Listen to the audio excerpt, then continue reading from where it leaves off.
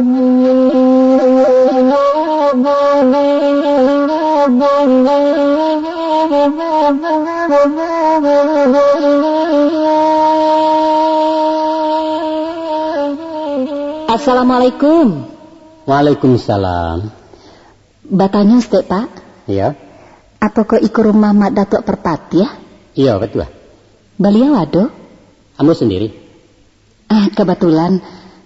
Perlu jambo? Iya, Mak. Ya, silakan masuk. Jadi? Duduk. Terima kasih. Siagaran ya? Ambunan mandelipun ke Patang. Oh, anak mahasiswa Islam tuh. Iya, Mak. Kampung gimana? Pekumbuah. Suku? Caniago. Kamanakan nambo? Walaupun kita balain daerah, tapi asah tesabi urun Caniago kemanakan untuk perhatian. Kalau baik itu tapi bana ambo memanggil mama kan? Tapi mana? Apa bah? Iko mama. Kamang ganggu mama seketik. Nanda ada.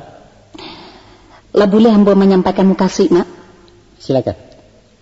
Macam iko mama. Ambo sedang madukan penelitian tentang hubungan antara adat jo agama. Oh ya. Temanan ambo pilih aplikasi adat basan di syarak basan di kitabullah dalam masyarakat Minangkabau. Kencak tuh. Tapi sesudah dimulai mengumpulkan bahan-bahan, tiba keraguan ambo, Mak. Rasanya kelayakan masalah adat kurang akurat untuk sebuah kajian ilmiah. Oh, baik tuh. Antaba Allah kemudian saya sudah mengikuti kaset-kaset balerong, timbul balian minat untuk melanjutkannya. Sehingga, ya, ambo mencari Mamak Datuk kemari. Apa yang bisa ambo bantu? Kalau tidak keberatan, ambo yo meminta Mamak menjadi narasumber tentang adat Minangkabau. Narasumber ku apa? Narasumber muka suitnya, orang nan mampu memberikan informasi segala sesuatu nan berkaitan dengan adat. Oh, parek tuh. Mungkin kemanakan salah alamai. Kebetulan amboku bukan pakar adat, apalagi ulama. Maaf, Mak. Sesudah ambo cari-cari, iyo Mak Datuk lah satu-satunya orang nan ambo arukkan. Jadi baringan Mamak membantu ambo. Tolong ambo, Mak. Ya, banyak ambo kan menggurui mahasiswa calon sarjana. Sedangkan ambo ku cuma tamatan SMA. Mbak Mapi kayu bilah rasanya, enggak senjang tuh. SMA itu kan jenjang pendidikan formal, Mak, sedangkan dalam adat. Oke lah. Insyaallah ambo bantu ya. Sekadar kemampuan. Aku carilah tambahnya kena lain. Alhamdulillah. Terima kasih, Mak. Kalau tidak salah, Cako kemanakan mengatakan bahwa masalah adat Minangkabau kurang memenuhi syarat untuk perbincangan ilmiah. Tadinya memang iyo. Nah, apa alasan kemanakan berpenangan itu? Sebab sepanjang nan ambo tahu ajaran adat kita kok bersifat dogmatis. Maksudnya? Suatu paham nan tidak realis, batele-tele dan melawan logika. Malah kadang-kadang ada kesan sebagai ajaran pembodohan. Umpamanya? Banyak. Salah satunya pendangkalan ajaran Islam. Padahal doktrin adat itu sendiri adalah adat basan di syarak basan di kitabullah. Iya. Tapi ternyata pengamalannya bertentangan dengan syariat Islam. Jadi adat Minangkabau indak lagi relevan untuk masuk kini. Entah kok untuk umat terbelakang tempo dulu. Sampai kini kemanakan masih beranggapan demikian? Untuk sementara iya. Baiklah. Merupakan setiap hak orang untuk menilai dan berpendirian tentang sesuatu paham. Tapi sebagai golongan intelektual macam kemanakan, seharusnya tidak buru-buru mengambil satu kesimpulan sebelum dianalisa secara objektif dan mendalam. Dan tolong usaha a priori dulu. Bebaskan diri dari perasaan pro dan kontra sehingga sampai menemukan hasil kajian yang murni. Baswo ayah dan janiah saya nalandai. Itu bana mau kasih kedatangan ambo kamari, Mak. Macam kau kenakan? Apa tuh, Mak?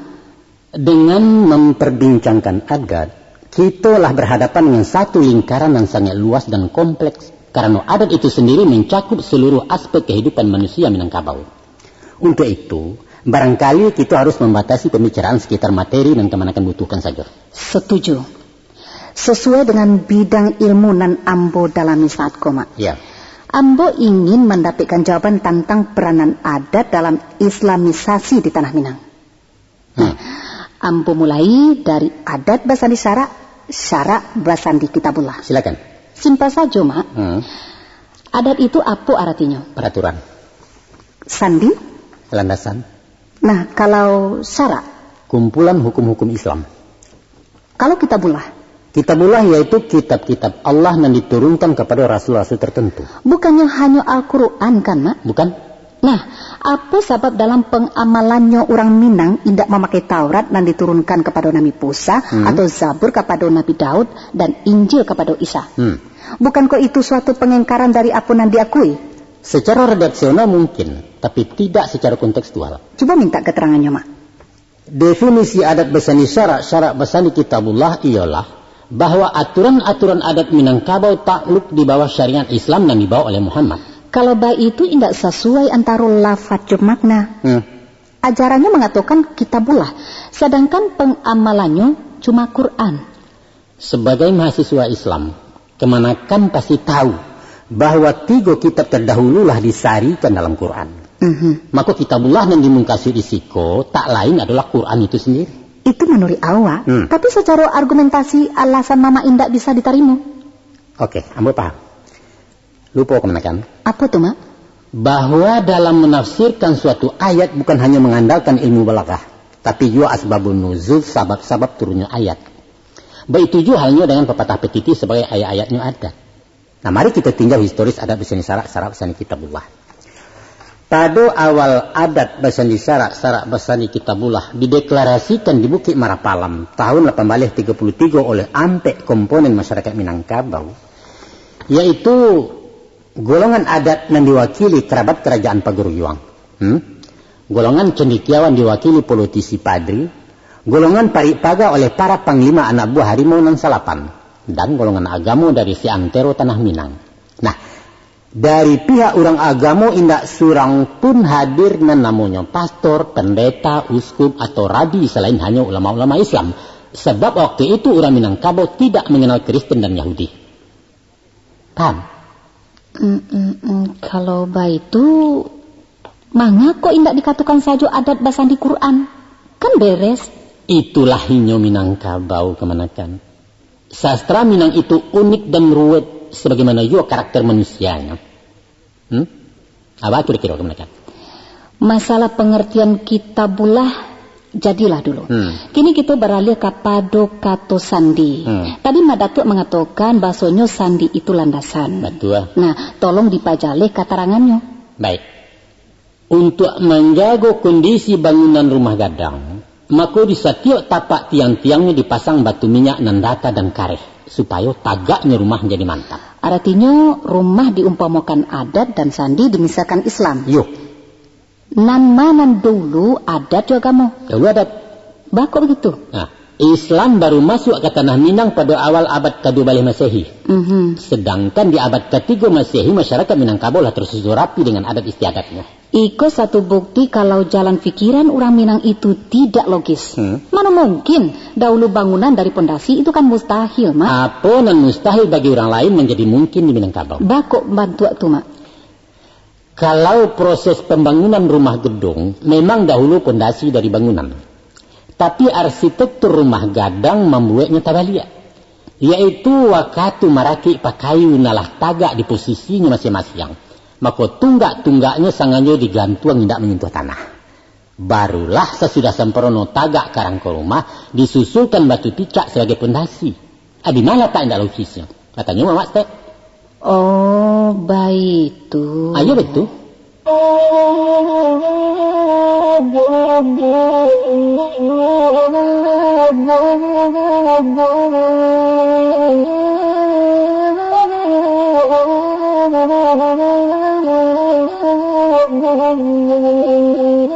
Kita beralih ke masalah lain banyak Mak Datuk.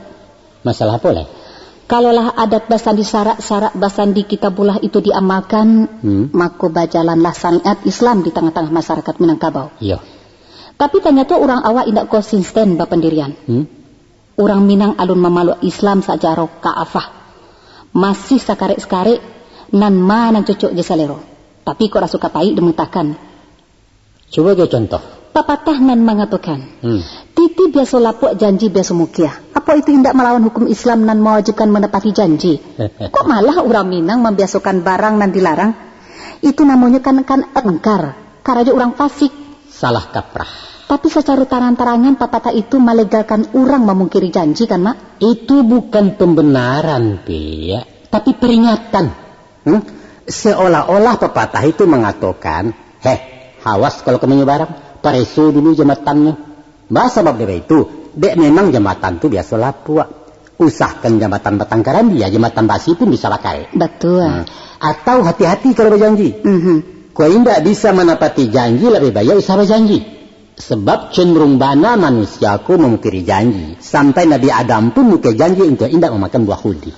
Artinya orang awak tuh suku batele-tele, Mak. Tidak efektif dalam berkomunikasi. Katakan sajalah dilarang memungkiri janji. Itu kalimat kasar, kurang sopan. Nah, harusnya. Kalimat itu biasanya dipakai untuk masyarakat dan alun berbudaya. Sama saja dengan kalimat yang berbunyi, dilarang merokok. Kan kasar tuh. Anama nan lebih rancak dek kemenakan juga bahasa lain nambah bunyi, terima kasih bagi Anda yang tidak merokok. Tapi kenyataannya pepatah janji biasa mukia itu menjadi bumerang untuk orang Minangkabau sendiri kan, Mak? Orang Minangan mah. Orang Minang nan tak tahu jo tata krama Minangkabau, nan tak memahami sastra Minang dan nilai tinggi.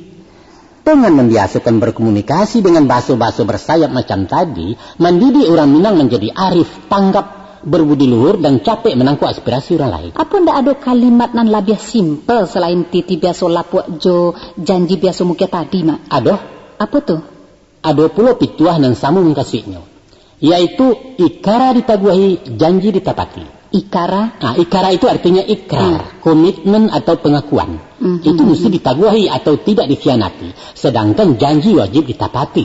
Kurang apa oleh Minangkabau? Nah, ada sebagian orang mengatakan kalau papatah nan batu adalah titi binaso lapuk, janji binaso mukia.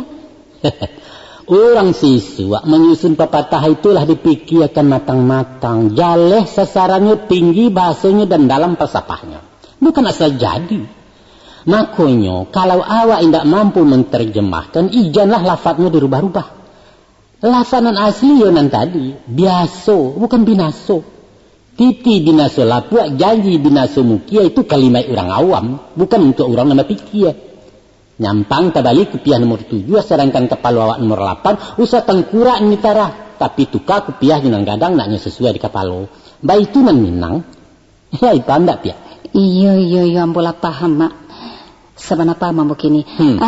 Iko cek lai ko mama. Aduh.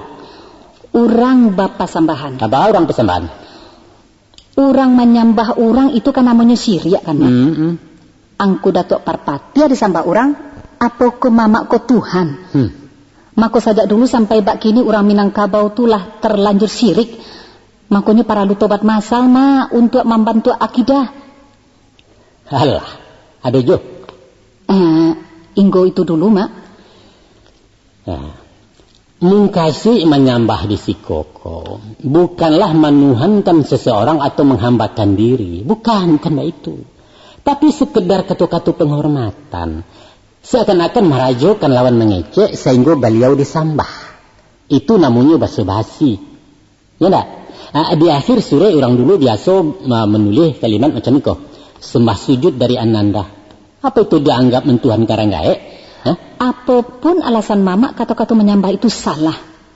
Iya, itu salah. Nah, kalaulah tahu salah, untuk apa dipakai juga? Boleh dipakai dan salah asalkan sama-sama paham kasihnya. Suli ambo tarimo, Mak. Ambo rasa hal semacam itu dipakai orang setiap hari, di mana dan kapan saja. Kebenaran itu sifatnya universal, Mak. Yang benar itu benar, yang salah tetap salah. Nah, tidak boleh diago-ago. Maaf teman-teman. Sabananya ikut pelajaran anak SD. Bukan porsinya mahasiswa. Tapi apa boleh buat? Kapasnya mama ungkapkan supaya jangan salah persepsi tentang Minangkabau. Kini giliran mama bertanya. Pernah ndak kemanakan mencalia orang sembayang di mensaji? Di musaji memang tampe orang sembayang, Mak. Bukan musaji namanya kalau dipakai orang untuk sembayang. Iko Mama serius atau bagara? Astagfirullah. Datuk Parvati alun lepikun kemenakan. Tapi ambo alun paham tujuan kata-kata Mama tadi. Pernah ndak kemenakan mencelek orang menggunting baju? Aco? Orang gila atau orang waras? Iya orang waras. Mama yakin kalau tukang jahit menggunting bahan kain untuk dijadikan baju, bukan menggunting baju nah sudah. Ya ndak?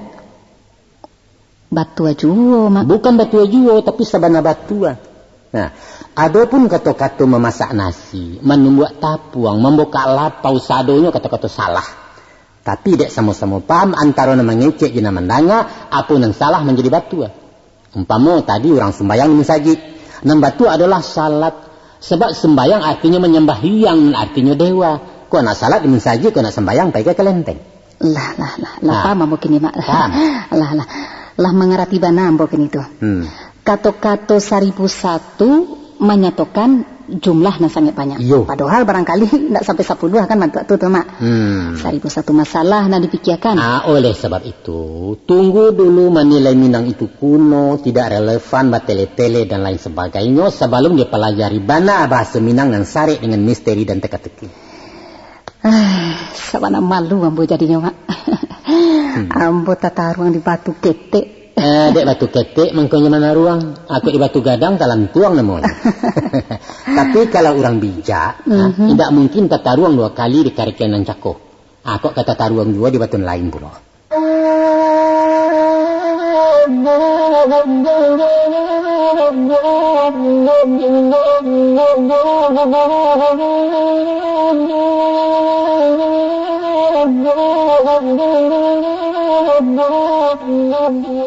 Mandangi pepatah syarak batilanjang adat basi sambiang.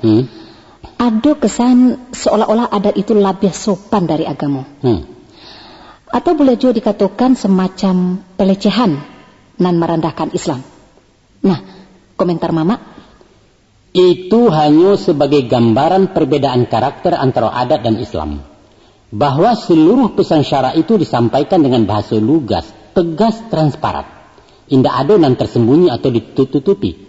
Itu yang dimengkasui jobati lanjang. Sedangkan adat basi sampiang atau pakai kain artinya serba tertutup dan ajarannya memakai kalimat-kalimat tersamar. Orang Minang lebih cenderung mempergunakan kata kiasan, malaria, baumpamo, bahandai-handai, bamisa, jobai barai. Ukuran martabat seseorang dalam pergaulan ditentukan oleh sejauh mana kemampuannya berdialog dengan bahasa sindiran dan dianggap lebih halus. Umpamanya apa? Umpama, Islam mengatakan la taqrabu zina, jangan kamu dekati zina. Tapi orang awak mengatakan usah burak roman salah cando, sumbang pandangan mata. Tujuannya sama, yaitu menjauhkan diri dari sesuatu yang mengarah kepada perbuatan asusila. Jadi, istilah batilanjang itu bukan pelecehan dan merusak citra Islam. Bukan. Harus hati-hati memahami ragam Bapak Minang itu sendiri. Kalau ungkapan nan mengatakan adat dan lazim syarak dan kawi, apa pula artinya itu, Mak? Lazim dan kawi itu bahasa Arab.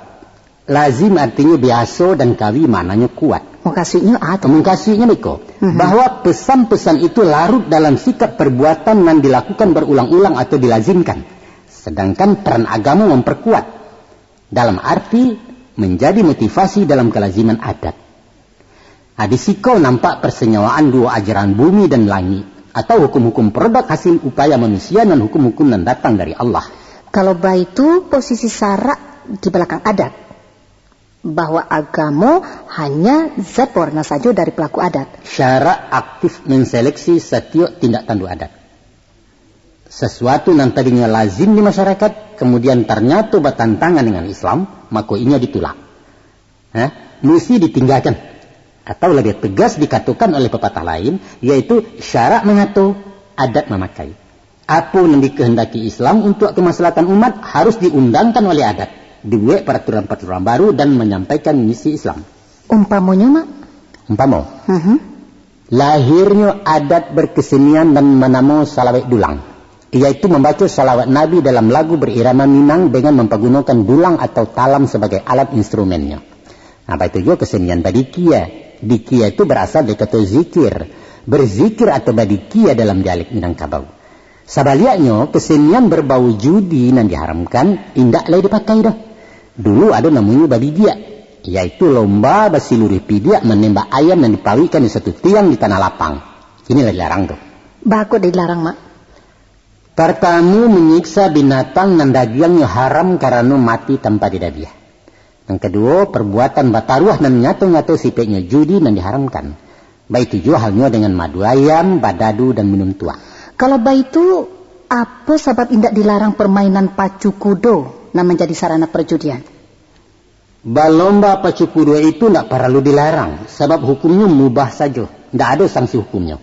Boleh saja. Nah, aku cerai, Mak. Ba'a dengan praktek bataruah. Apa itu bukan judi? Itu yang mesti ditinggalkan. Kalau memang serius membasmi judi, larang saja pacu kudo. Karena itu kan cara maksiat, Mak. Tidak mungkin. Baku tidak mungkin, Dek Mama. Umpama orang mempergunakan pisau untuk membunuh. Apa perlu beri pisau? Kan tidak. Tanpa mempergunakan pisau pun pembunuhan bisa saja terjadi. Nah, Ba'a dengan permainan madu kabau. Di situ kan orang bajudi sambil menyiksa binatang kan, Mak? Apa bedanya aja sabung ayam?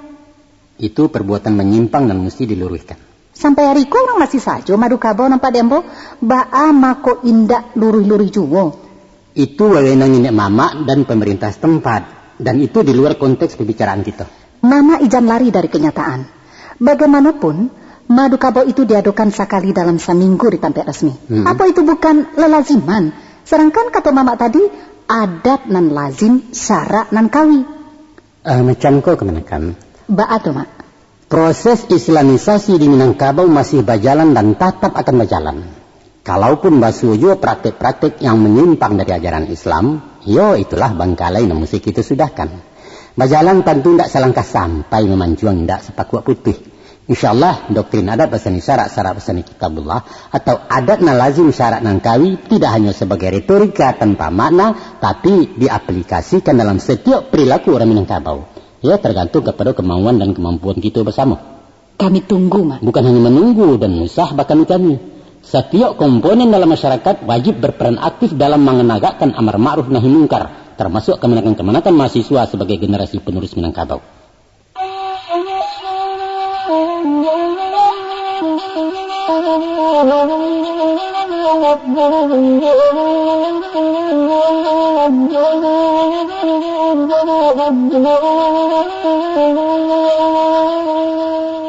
Kita tarikan, Nak.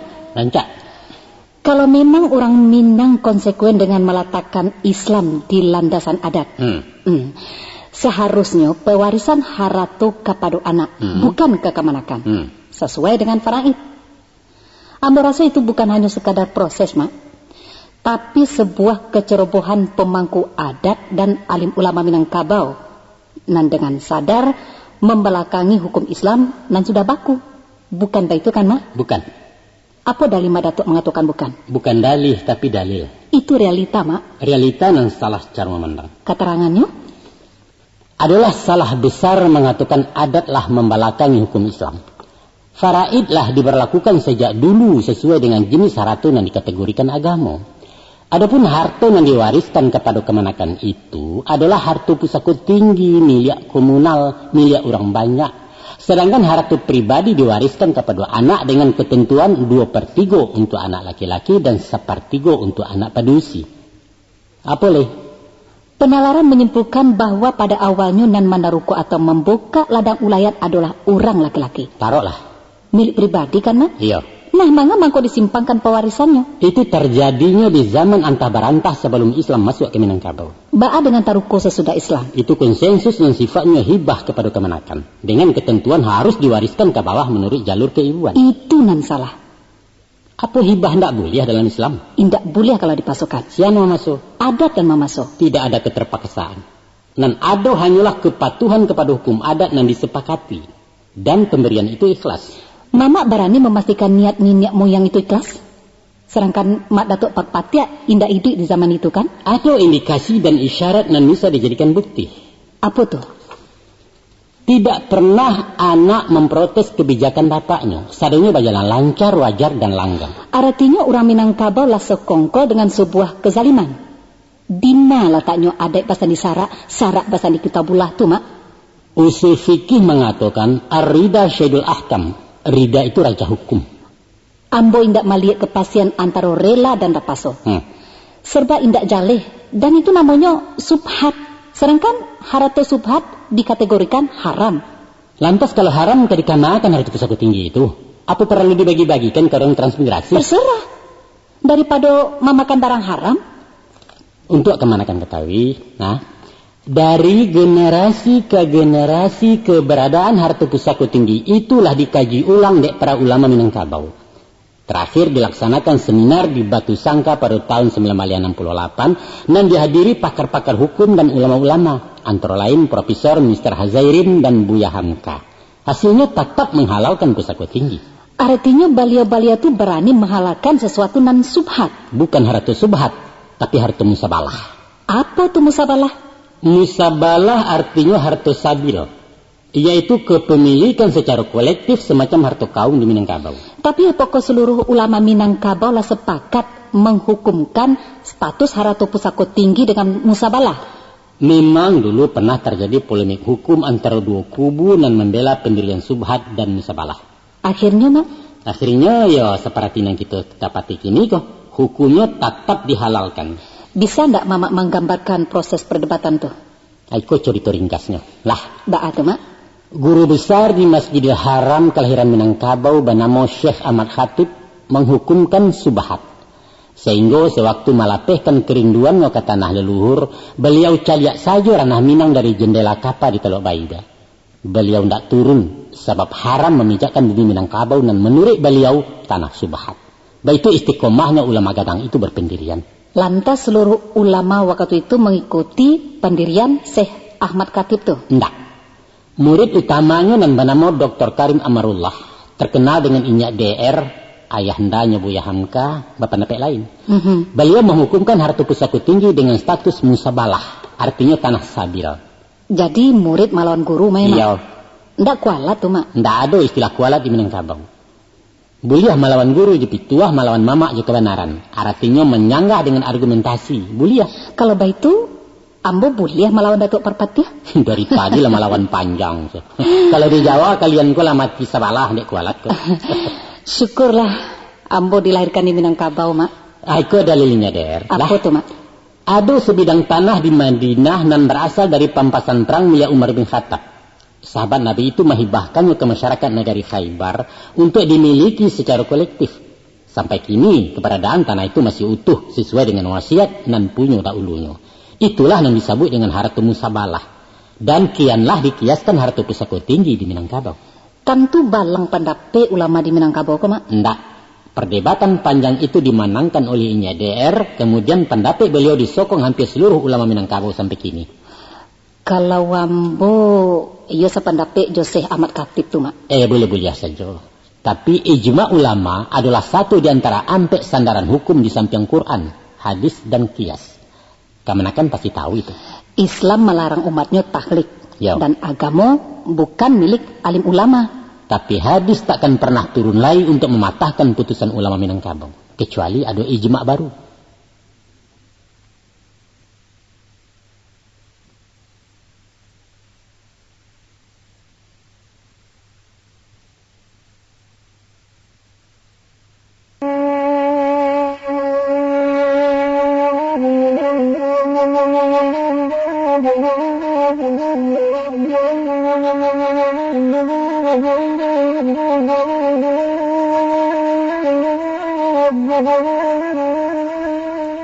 Iku bukannya ijma karena ambo alun ulama. Ambo melihat masalahnya alun selesai, Mak. Dan ambo punya ide mencarikan solusinya. Oh, hebat kemenakan. Terserah Mama mengatakannya hebat atau bukan. Acuwa Mama dengar ide awak tu. Pituah Mama ambo pakaikan, yaitu kalau sasek di ujung jalan, kembali ke pangka jalan. Nah, pangkanya? Pangkanya faraid. Pemuka-pemuka Minangkabau harus membuat kesepakatan baru untuk mengalihkan pewarisan harta pusaka tinggi dari kemanakan kepada anak. Kekhilafan selama nangko dianggap ya pemutihan lah. Untung-untung dosa kolektif ko diampuni dek Tuhan. Apa itu mungkin? Tidak mungkin, Mak. Non diminta kemauan dan keberanian memurnikan hukum. Kalau tidak, Iyo bondo-pondo lah orang Minangkabau masuk neraka. Rancak. Baku rancak kecil mama. Suatu terobosan baru dan mesti dipertimbangkan. Kini ko zaman reformasi, Mak. Iya. Sadonyo harus dikembalikan ke posisi nan adil dan bertanggung jawab. Apa menurut Kemenakan merampe hak orang lain itu adil? Bukan merampe, tapi memulangkan kepada nan berhak. Nan berhak itu orang sekaum. Itu nandika dibagi-bagi. Kemudian diwariskan kepada anak surang-surang. Mengkhianati wasiat itu berdosa. Asalkan melalui musyawarah, kan tidak masalah. Bersepakat dalam perbuatan dosa adalah fasik. Sebagai mahasiswa Islam, Kemenakan mesti tahu bahwa yang diwariskan si mati kepada mustahaknya adalah harta pribadi. Sedangkan kepemilikan harta pusaka tinggi hanyalah amanah, hak pakai dan bukan hak milik. Nah, orang yang berhak memindahkan status dari hak pakai menjadi hak milik hanyalah si penggarap pertama sebagai pemilik awal. Kini mana orang-orang tuh? Hah? Oleh sebab itu, keberadaan pusaka tinggi dengan sistem pewarisannya tidak perlu dikutak-katik lain. Biarkanlah abadi sebagaimana yang kita dapati kini. Wariskanlah harta puscarian kepada anak menurut hukum Islam dan pusakokanlah pusaka tinggi kepada Kemenakan menurut hukum adat. Itulah putusan masyarakat Minangkabau sepanjang sejarah. Kemudian kita kembalikan segala urusan kepada Allah, Zat nan Maha Tahu dengan segala sesuatu. Sepakat ya Kemenakan? Nampak-nampaknya masalahku semacam dilema, Mak. Bak mamakan buah si malo kamu kata orang kau. Memang kita indak berwenang menyimpangkan kepemilikan yang telah dilimpahkan nenek moyang masa saya suat. Iya.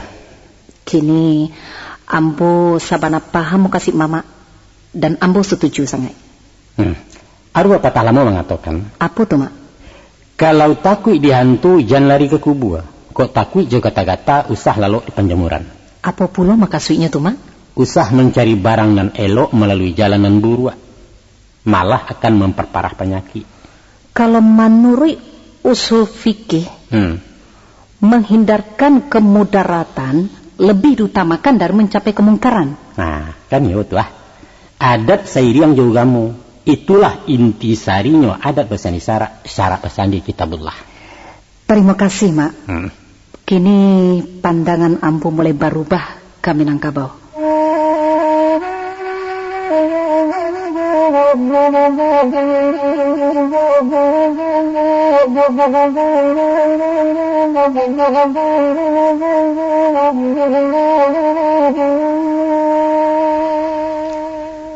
Mak Datua. Iya. Ambo kaba curito cie. Lain nama Muhammad mendangannya. Curito apa tuh? Curito membuat malu, tapi menggalak. Hebat tuh. Sabananya bukan malu itu nak menjadi masalah, Mak. Atau sakit dicubit anduang sampai di rumah. Tapi sampai kini, ambo yang tak mengerti itu, Mak. Apa sebabnya ambo dianggap melanggar adat? Rasanya ambo tidak masalah. Bah kisahnya. Macam itu, Mak. Tapi beko tolong berikan keterangan tentang gulai misterius tuh. Ya didangalah dulu. Jadilah. Waktu ambo masih SD. Iya. Ambo menurut Juan Duang pai barale.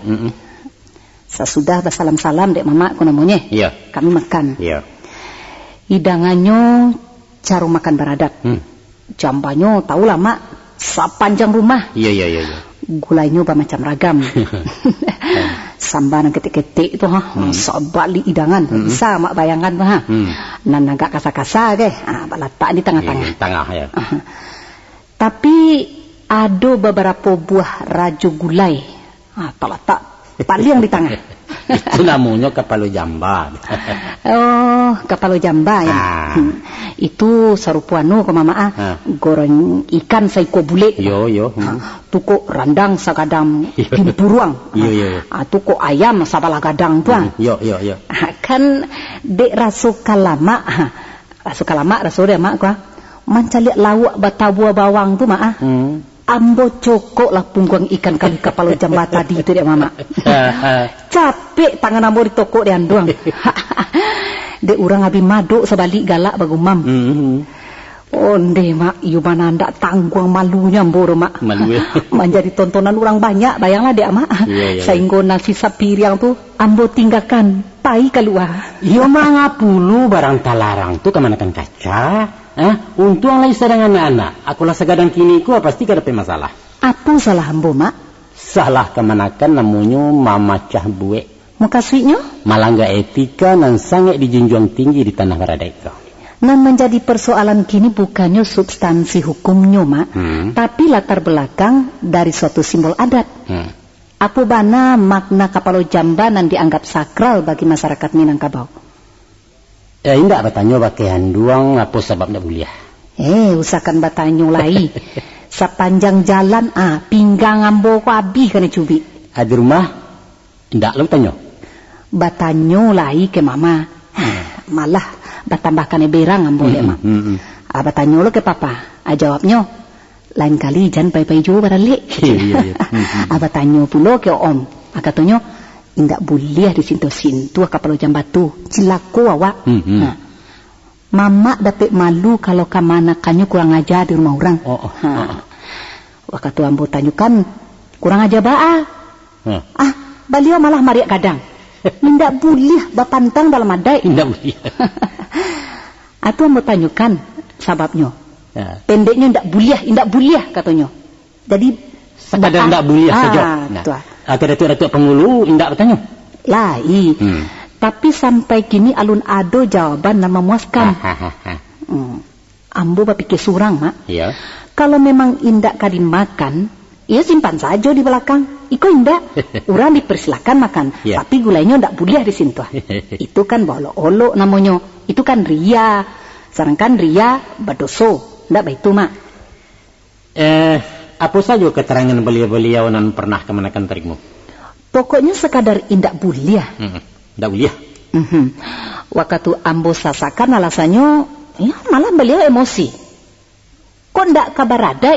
Antilah katanya. Banyak bana selidiknya serupa tanyu jasa katanya.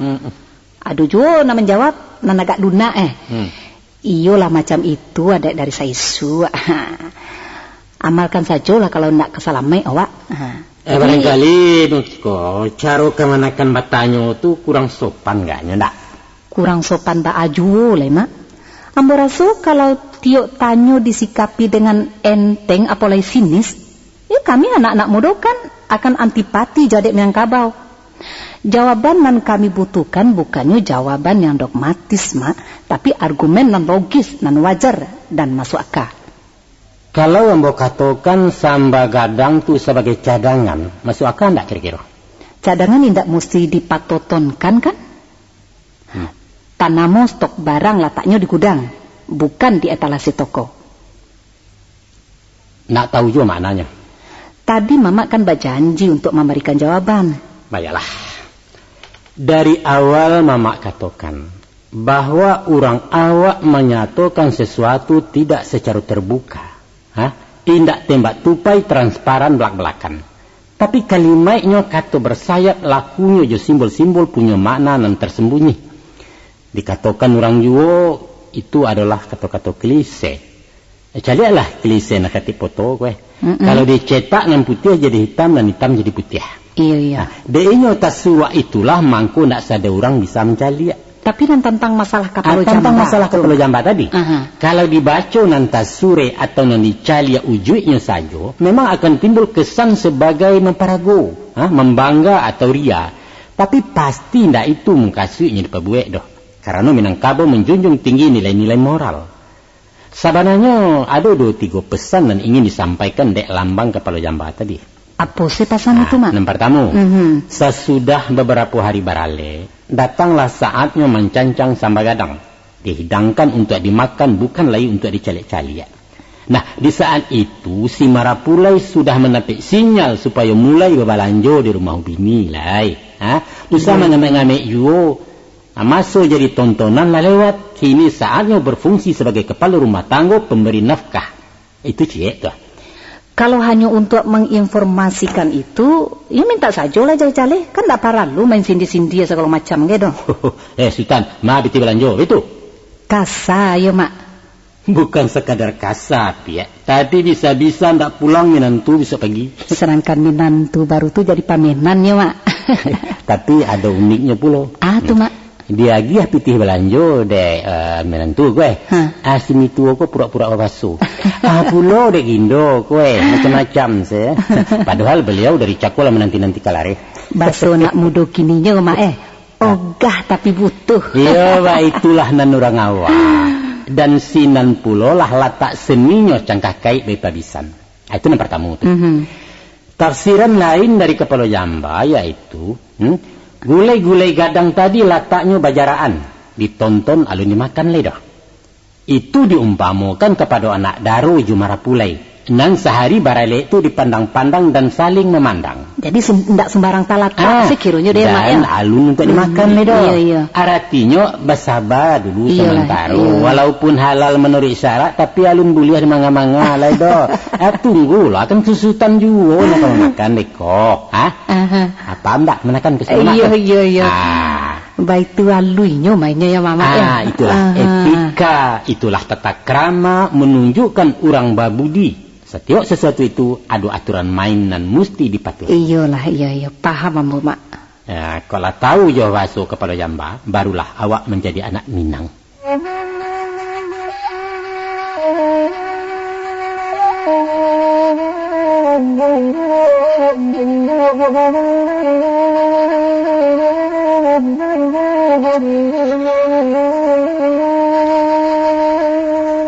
Oh, Mak Datuk. Ya. Sebenarnya banyak lainan kamu tanyakan. Lai jo boleh, Mak. Tanyalah, alai. Iko, Mak. Ada pepatah mengatakan walaupun harimau dalam parui, kambing juolah keluakan.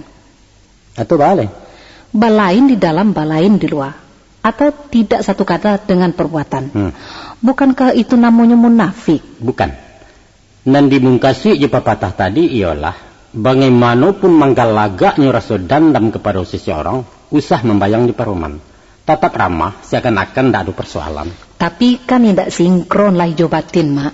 Itu tanda-tanda ketidakjujuran. Ambo tetap mengatakan itu munafik. Jangan hanya terpaku kepada perbedaan antara lahir hijau batin. Tapi ambillah nilai positifnya. Bahwa pepatah tadi membawa pesan moral untuk baraja mengendalikan diri. Emosi boleh meledak-ledak dan dilambangkan oleh keganasan harimau. Tapi jangan sampai ditumpahkan dalam perangai. Harus dinetralisir oleh sikap damai dan dilambangkan dengan kambing tadi. Kalau begitu pepatah tadi berisi anjuran berakhlakul karimah. Iya begitu, Mak. Tapi sekali, iya begitu. Kalau dianggap jujur mengeluarkan setiap nantapan dalam hati, berbahaya pihak. Bantu tuh. Nah, harimau di dalam parut, harimau juga dimuntahkan apa tidak disasahnya orang sebalik. Oh iya. Redam amarah, itu pesannya. Nah, kalau dalam pantun disebutkan anak siamuak dalam padi, cukup di dalam pawarasan, sungguh baramuak dalam mati di muka usah kelihatan. Rumit juga memahami pepatah wakku ke mama. Bingung ambo. Usah bingung-bingung. Tapi barajalah arih menangko ujung kato. Dan bak bunyi pantun orang, pucuak sinyali-nyali ratih, pucuak surian mudo-mudo. Di langit orang lalu linteh, awak di balik itu pulau. Nah, pepatah merupakan simpul-simpul kato dan mesti diurai, dianalisa dan dikaji. Ibarat teka-teki silang, jawabannya harus sesuai dari atas ke bawah dan dari kiri ke kanan. Kalau alun cocok, cari jo dulu sampai usuh. Tapi ada pula pendapat mengatakan kok Mak ya. Kalau pepatah itu artinya kato-kato untuk mematahkan kecil orang. Batu atau Mak? Oh bukan. Jadi? Pepatah itu asal katonya dari patatah. Tatah artinya tuntun, bimbing atau mengarahkan. Manatah anak-anak tagak-tagak tarau artinya menuntun sampainya pandai berjalan. Patiti berasal dari kata titi. Titi atau jambatan adalah sarana untuk menyampaikan orang ke sebalia. Jadi patah petiti ya? Patah petiti mengkasihnya menggiring pembicaraan kepada apa yang dituju. Iya. Sifatnya komunikatif, alat sambung antara dua aspirasi. Nah, kemampuan berkomunikasi dengan bahasa klise itulah embrionya ilmu diplomasi dan akan melahirkan seorang diplomat. Sejarah membuktikan dengan kehadiran putra-putra terbaik kelahiran Minang bahwa kemerdekaan Indonesia dirabui bukan dengan senjata, bukan coba dia, tapi jemuncuang. Tidak mungkin Suligi melawan Gerenda. Tapi awak menang di meja politik. Asia merundiang. Anak SD pun tahu itu. Iya. Ambo jadi ragu juga ke Mama. Sana ragu. Apa mak datuk nan lihai mengecek atau ada itu bana nerancak? Walaupun profesi ambo tukang karang curito ya, tapi kini ambo ko ndak sedang mau taruh. Kalian kan anak-anak terpelajar, calon cendekiawan dan intelektual Minangkabau. Silahkan banding, silahkan kaji secara objektif. Ibarat kecil orang tua ko, gamak-gamak sebelum dipacik, kunyah-kunyah sebelum diluluan. Jangan dilutuk boleh. Jangan dilutuk boleh. Iya. Kok luruh manahan tiliak, balabeh manahan cubo, kok bana manahan bandiang. Nyampang ku ambo dan tersalah itu rek kebodohan Datuk Perpati ya. Tapi kok lai tersabut dengan bana, itulah kebenaran dari adat Minangkabau.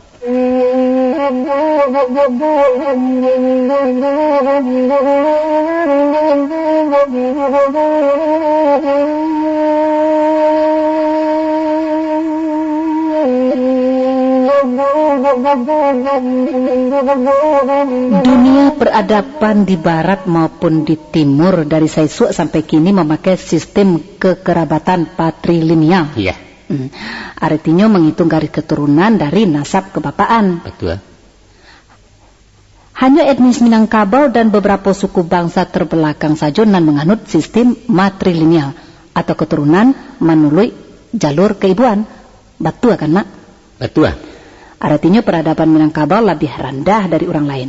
Bukan jaminan jumlah nan banyak lebih banyak dari jumlah nan seketek. Tapi terjadi penyimpangan budaya nan sangat menyolok kan, Mak? Justru di sinalah letak kelebihan orang Minangkabau. Mungkin kekurangan, Mak.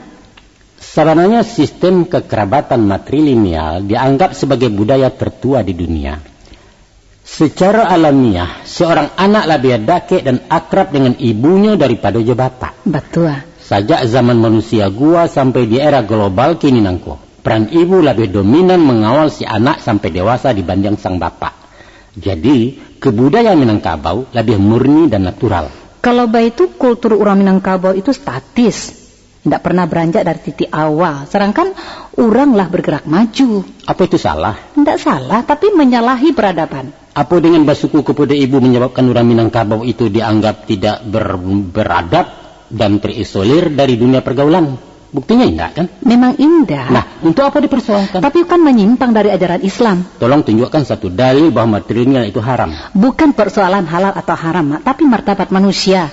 Iko khusus urusan dunia kemanakan? Rasulullah mengatakan antum a'lamu bidunyarikum, kamu lebih tahu dengan duniamu.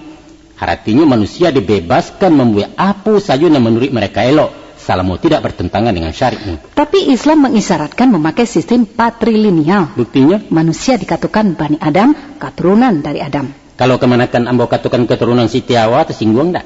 Enggak, tapi kurang total, sebab Hawa berasal dari Adam. Adam berasal dari tanah. Apa sebab tidak dikatakan saja Bani Tanah? Sebab tanah bukan manusia. Populer dikatakan Muhammad bin Abdullah. Dan bukan bin Aminah. Tapi Isa dikatakan Ibnu Maryam. Sebab Isa indak bapak-bapak. Jadi apa arti bin itu sebenarnya? Bin dimaksudkan sebagai klaim atau pengakuan bahwa si anak adalah keturunan dari nama di belakang bin itu. Kalau baik itu, klaim ibu jauh lebih akurat dari bapak. Sebab seorang bayi nan lahir pasti anak ibunya, tapi alun tentu anak bapaknya. Badai bayi itu, Mak. 9 bulan lamanya orang menyaksikan si ibu hamil. Siapa merani membantah kalau anak yang keluar dari rahimnya bukan anak kandungnya. Sedangkan si suami terpaksa membuat pengakuan sebab alun tentu bayi yang dilahirkan istrinya adalah anaknya secara biologis. Mungkin saja hasil perselingkuhan dengan laki-laki lain, ya kan? Ibu tidak berhak menjadi wali. Wali apa? Wali kelas atau wali negari? Mau kasih ambo wali dalam Islam. Adat tidak pernah membantah soal perwalian. Buktinya dalam banyak hal Mama bertindak sebagai wali dari kemanakannya. Terbatas pada soal-soal duniawi, bukan dalam nikah kawin. Ketahuilah kemanakan. Apa tuh, Mak? Merujuk kepada kedudukan perempuan dalam Islam adalah sangat-sangat terpuji kalau orang Minangkabau menganut matrilineal sebagai wujud penghormatan kepada ibu. Banyak hadis yang memperkuat itu. Antara lain, syurga di bawah telapak kaki ibu, bukan bawah telapak kaki ayah. Pernah seorang sahabat bertanya ke Nabi, "Ya Rasulullah, selain dari Allah dan Rasul, siapakah lagi yang pantas kamu muliakan ya Rasulullah?"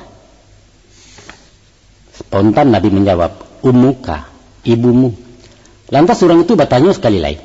Dijawab juga beliau dengan ummuka sampai 3 kali. Barulah di pertanyaan yang kampe Rasulullah menjawab dengan abuka. bapakmu. Artinya apa? Ibu dan bapak berbanding 3 lawan 1. Apa tidak pantas kalau kita berbanso kepada ibu? Iya, kalau dalam masalah itu memang.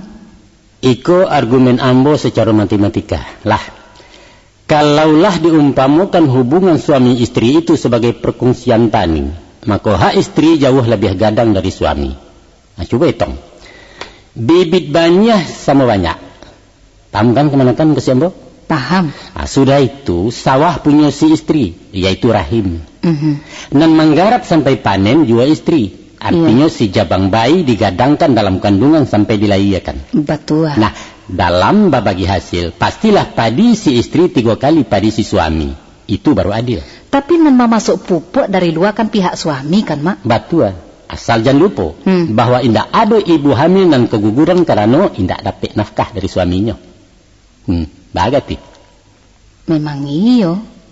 Batu, Mak. Heran. Seharusnya kemanakan sebagai wanita Minang tersanjung dengan sistem matrilineal. Calialah penderitaan padusi sepanjang sejarah, ya, memilukan dan memalukan. Semenjak zaman jahiliyah sampai ke zaman TKW nasibnya alun berubah. Aduh yo cie yu dua induk nama kuasa, tapi bukan kaumnya yang diperjuangkan, malah parik suaminya yang diperbunci. Nasib amai-amai dan. Tapi di Minangkabau kemenakan, indak perlu demonstrasi menuntut persamaan hak. Indak perlu memperjuangkan emansipasi atau gender segala macam. Sadonya lah kami barikan, kabalun diminta. Berbahagialah kalian dilahirkan di Minangkabau tanah beradat.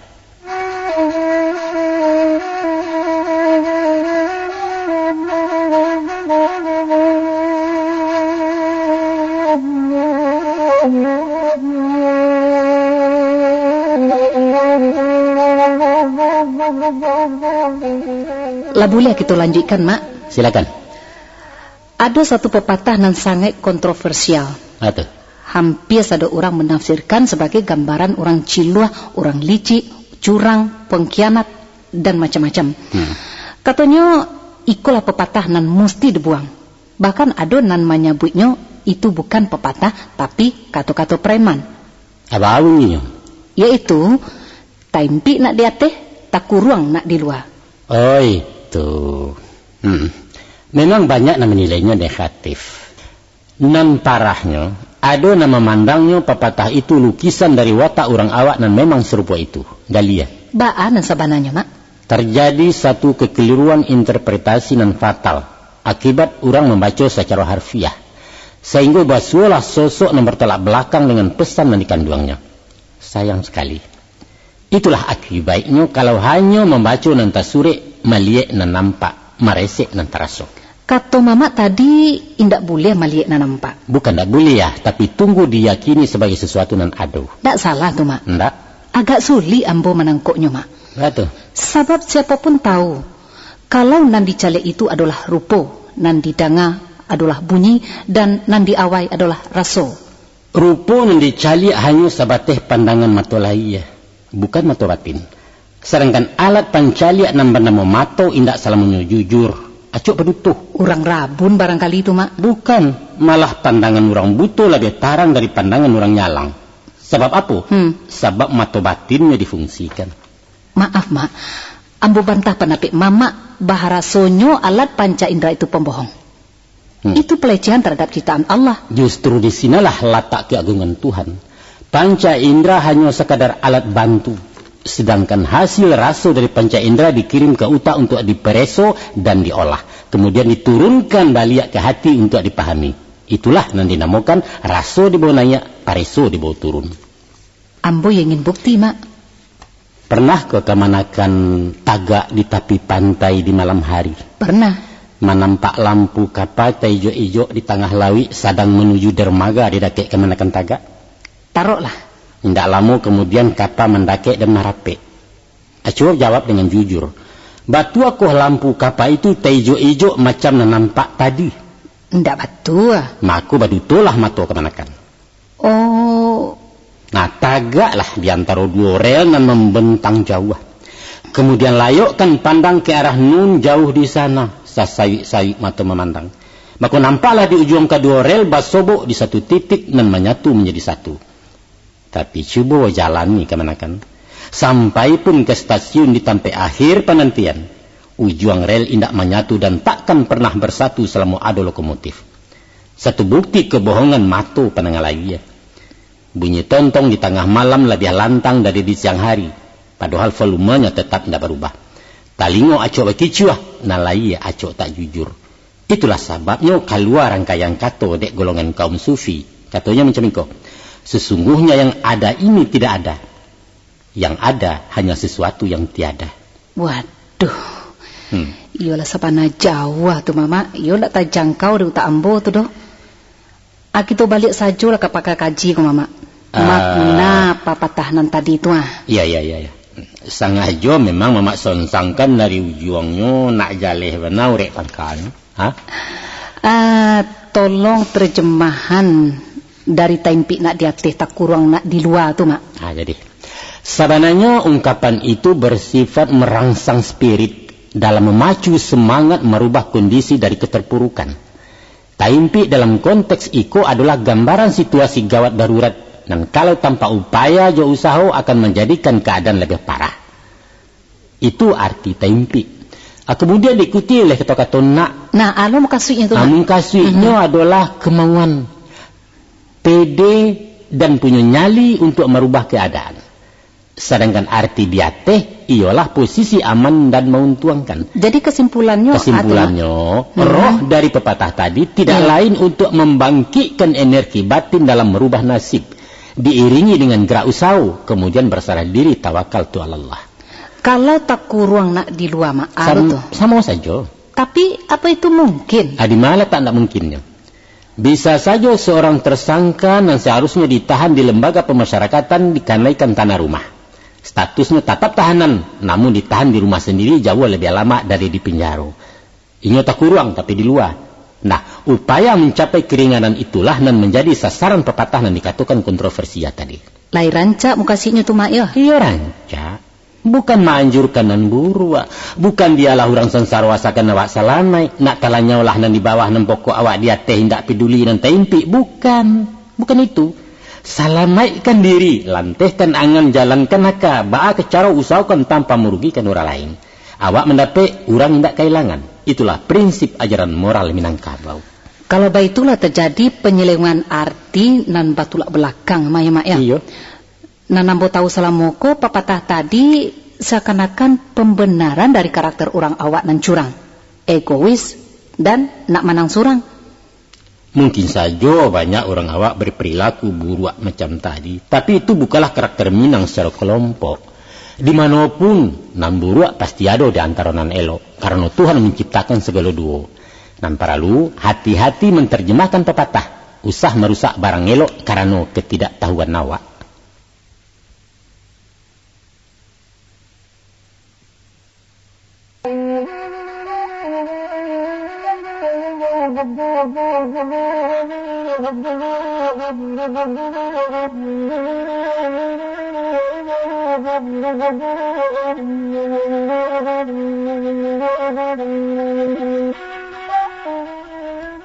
Mak Datua. Ya. Ba'a pulo dengan pepatah iyo kan diurang, ladukan di awak. Pepatah itu pun banyak diselewengkan orang. Seolah-olah kita disuruh memaksakan kehendak dengan melecehkan orang lain. Sebenarnya sikap mayokan dan diurang malalukan dan diawak adalah positif. Batiang kepada situasi yang dihadapi. Dalam hal-hal tertentu mesti dipakai. Karena itu mencerminkan prinsip sambil menenggang orang lain. Umpamonya mak? Umpamo. Dalam berdiplomasi atau bermusyawarah, kiat itu sangat membantu. Pendapat orang bisa dipatahkan. Karena siapapun akan melawan kalau dirinya diremehkan. Walaupun ini salah. Nah, iyokan ini dulu. Kemudian baru dibanding dengan pendapat awak. Nanti yakin benar. Dapat mama marikan contoh agak ciek. Umpama dalam memperbincangkan satu kasus. Ada pendapat yang tidak relevan untuk ditanggapi. Batele-tele gue. Usah dibawa lalu. Iya. Bantah saja secara halus dan santun. Sehingga inyo merasa dihargai. Kemudian mengikuti pendapat awak. Iya. Nah, contoh kalimatnya. Menangkap. Ambo sependapat ya beliau. Jadi seolah-olah mendukung iya. Tapi mesti dipertimbangkan.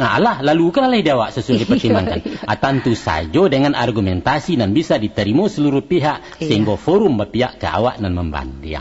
Muka suitnya disalamaikan orang dulu, baru awak masuk. Iyo, itu taktik cara melalukan galeh. Pendeknya usah melawan arus ya mak ya. Jangan rugi awak. Kalau menyubarangi sungai biaya dare, indah boleh potong kompas bakayuh langsung ke sasaran. Jan, taraliak ditunduk aja kok. Tapi helolah para agak kau. Baru anyoi ya mak. Baru anyoi tanpa bakayuh. Kemudian diheriangkan seketik menyampiang merencong sungai. Dengan sendirinya mailia sama juari selamai sampai ke Subaya. Kita manfaatkan kekuatan lawan ya mak untuk menyelamatkan diri kan itu kira-kira mak. Batua, salamo indak merugikan orang. Ayah indak karuah sungai indak cabuah tujuan sampai ke Subarang.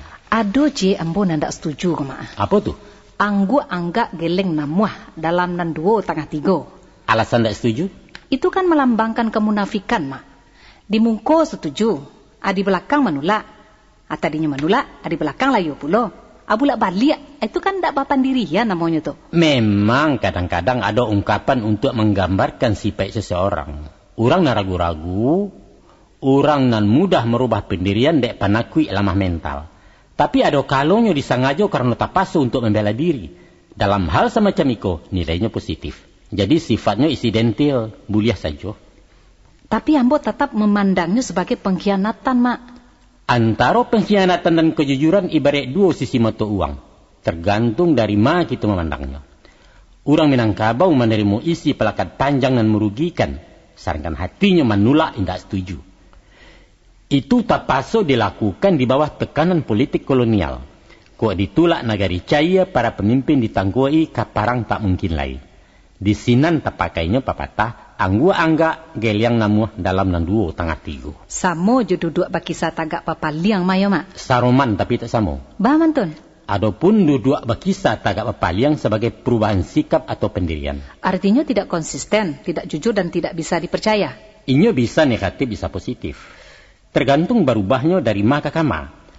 Kalau perubahan sikap dari sampili ke paragiah, itu kerencak.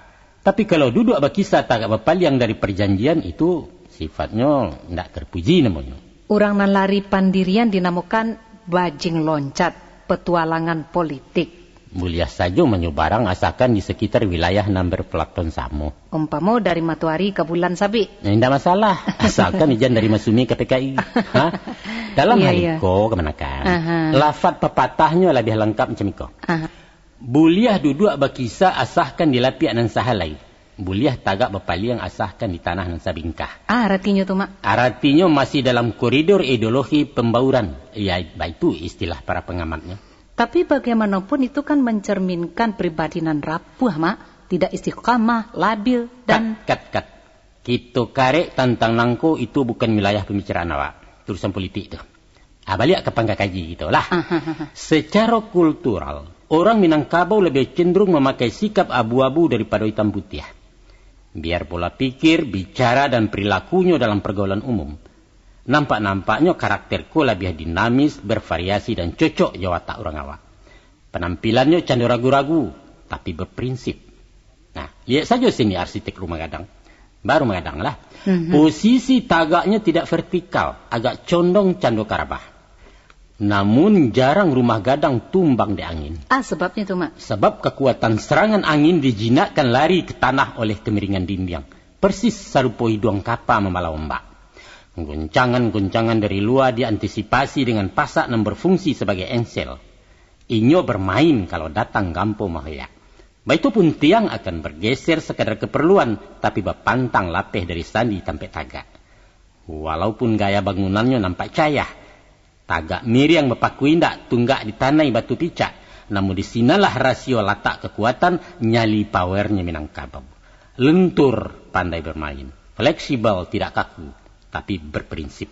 Tarinya si ganjol lalai ya mak? Pada tampuah surit nalabiah samui tepijak indak mati lalu tetaruang petatigo. Itu namanya gerakan misterius tuh mak. Aca lihat pula silek tradisinya. Lah, maher yang agak membungkuk langkahnya cando wasera. Dek urang rabah tando kalah, Tapi bagi pendekar Minangkabau sengaja rabah ke tanah sebab posisi di bawah membuat gerak lebih lincah. Kok kucing lah rabah menilantang, musuhnya indak barani dake. Maka tumbuhlah dalam pepatah, biarlah roda berputar, asalkan sumbu tetap di tengah. Penuh kepura-puraan, susah ditebak dan licik ya Mak ya. Bukan licik, tapi lihai, cadia. Silahkan bagi sadudua, tapi awas, usah pindah dari lapiak nan sahalai. Boleh saja tagak papaliang, asalkan tetap di tanah nan sabingkah. Itu strategi, rancak.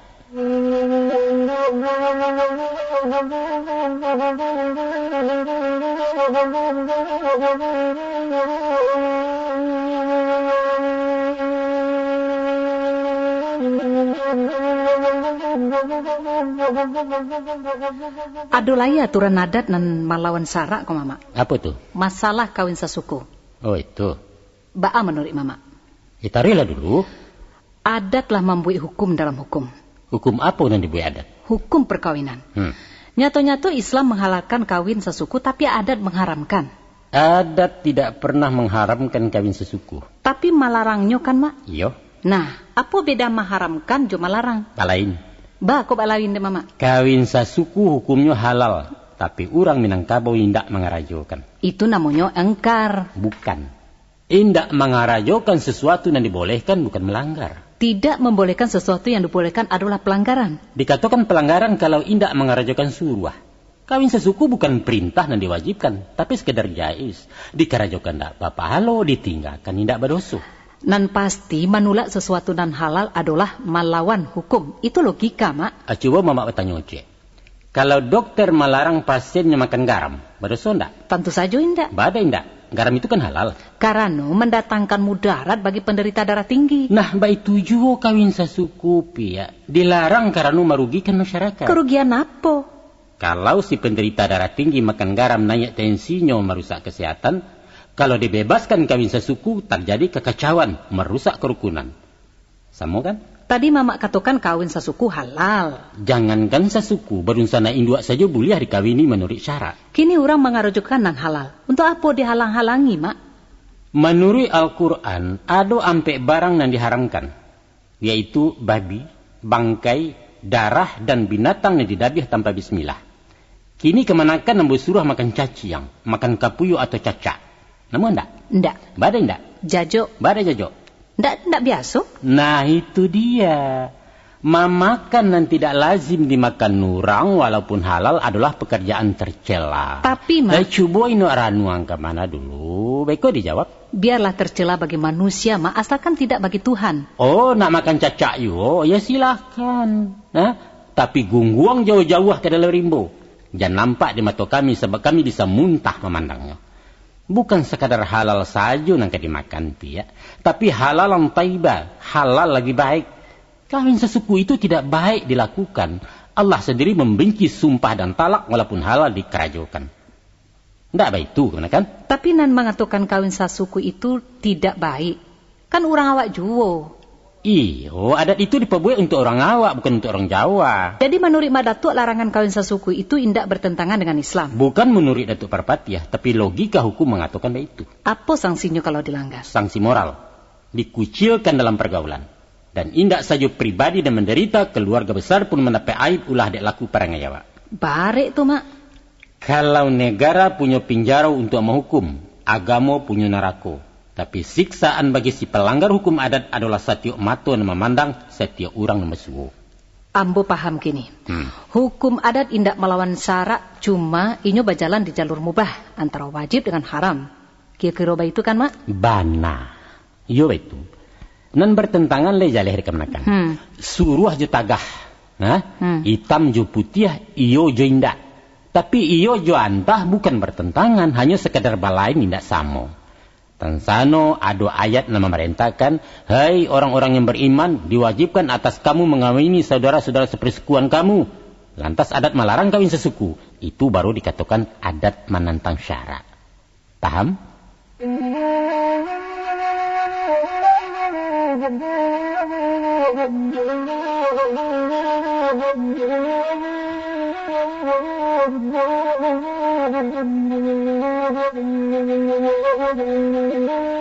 Kini beralih ke soal lain, Mak. Soal apa lain? Soal pagang gadai. Boleh ya? Nggak ada. Menurut pendapat amo, Mbak, Nah, pagang gadai itu hukumnya haram. di mana tak haramnya? Riba. Definisi riba itu apa? Nah, dikatakan riba yaitu praktik pinjam meminjam, di mana pihak si peminjam wajib melebihi nilai pinjamannya saat memulangkan berdasarkan perjanjian. Apa kelebihan nilai pinjam dalam pagang gadai? Hasil padi dari sawah nan dipagang. Ya, mbak paham tuh. Malah menurut kaji dan pedanga, seseorang nan meminjam jawih kuruh dengan syarat harus mengembalikan jawih gapua, maka kelebihan dagingnya itu termasuk riba, kecuali tanpa perjanjian, namanya hadiah. Nah, kalau itu apa sebab pagang gadai dilakukan orang Jawa? Itu artinya adatlah melegalkan perbuatan maksiat. Sebenarnya ada beberapa dalil yang menghalalkan pagang gadai. Umumnya orang berpendapat bahwa transaksi pagang gadai itu namanya hibah. Hibah atau hibah? Hibah artinya pemberian lepas. Tapi kalau hibah, saling pinjam dan saling memanfaatkan. Pihak yang menggadai mengambil manfaat dari piti gadaian, sedangkan si pemagang mengambil hasil dari sawah yang dipagangnya. Alasan itu lemah dan tidak akurat, Mak. Bakilik-kilik jo Tuhan sekadar maindakan dosa. Tunggu dulu, nak taruhan. Taruhkan lah, Mak. Nah, pendapat yang lain menghukumkan darurat karena tapasuh. Tidak ada jalan lain untuk mendapatkan pinjaman kecuali melalui pagang gadai. Karena darurat, nan haram bisa jadi halal, begitu? Boleh, babi pun menjadi halal kalau tidak ada makanan lain sekadar panang kalapa.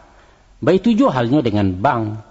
Hampir sepakat para ulama menghukumkan bunga bank itu riba. Tapi sementara alun ada ditemukan sistem alternatif pengganti fungsi perbankan, maka dihukumkan fiddarari, artinya halal karena tapaso. Tanpa bank ekonomi lumpuh. Kini kalah ada bank syariah, Mak, dengan sistem bagi hasil. Itu sebabnya bunga bank berbalik haram. Baiklah. Kini ada dua alasan syar'i nan menghalalkan pagang gadai. Itu satu pendapat. Ya. Tapi ada pendapat lain nan menolak bahwa pagang gadai termasuk kategori riba. Nah, Mamak sendiri tagak dima. Sebagai orang awam, ambo mengikuti praktek nalah berjalan salamonangko. Mak Datuk bisa mempertanggungjawabkannya di hadapan Allah. Dan bertanggung jawab adalah alim ulama. Sebab alun pernah keluar fatwa dan mengharamkan pagang gadai. Tapi sebagai pemimpin adat, Mamak tidak bisa berlapis tangan, Mak. Persoalan halal haram urusan malim jetuangku. Kami nenek Mamak tunduk ke beliau. Balik ke pokok masalah, Mak. Jadi, dilihat kepada hukum adat, alasan menggadai alun bisa dikatakan darurat. Sebab keperluannya bukan untuk hal-hal yang mendesak. Masa untuk mengisi atau bocor saja harus pakai menggadai-bagai? Ya. Coba mau terangkan substansi pagang gadai menurut adat. Nah, pada prinsipnya harta pusaka tinggi itu tidak boleh dipindahkan ke orang lain. Lafaz undangnya, dijual tidak dimakan bali, digadai tidak dimakan sando. Sando itu apa, Mak? Sando artinya sandra, jaminan atau agunan. Tarikkanlah, Mak. Terkecuali basuh ampe pasal, baru boleh digadaikan. Nah, nampe pasal. Cobalah, Mak, tu nampe. Pertama rumah gadang ketirisan. Gadih gadang indak balaki, mai tabuju ate rumah dan adai indak berdiri. Artinya tu, Mak? Artinya kalau indak ada biaya merenovasi rumah gadang, untuk paralik mengawinkan kemanakan padusi, untuk upacara kematian dan untuk bertagak pengulu baru, boleh menggadai. Kampe pasal tu urusan enteng nanda paralu menggadai itu, Mak. Itu menurut kondisi kini. Tapi kita mengaji Minangkabau tempo dulu dimasuk aturan pagang gadai di buat orang. Jadilah, Mak.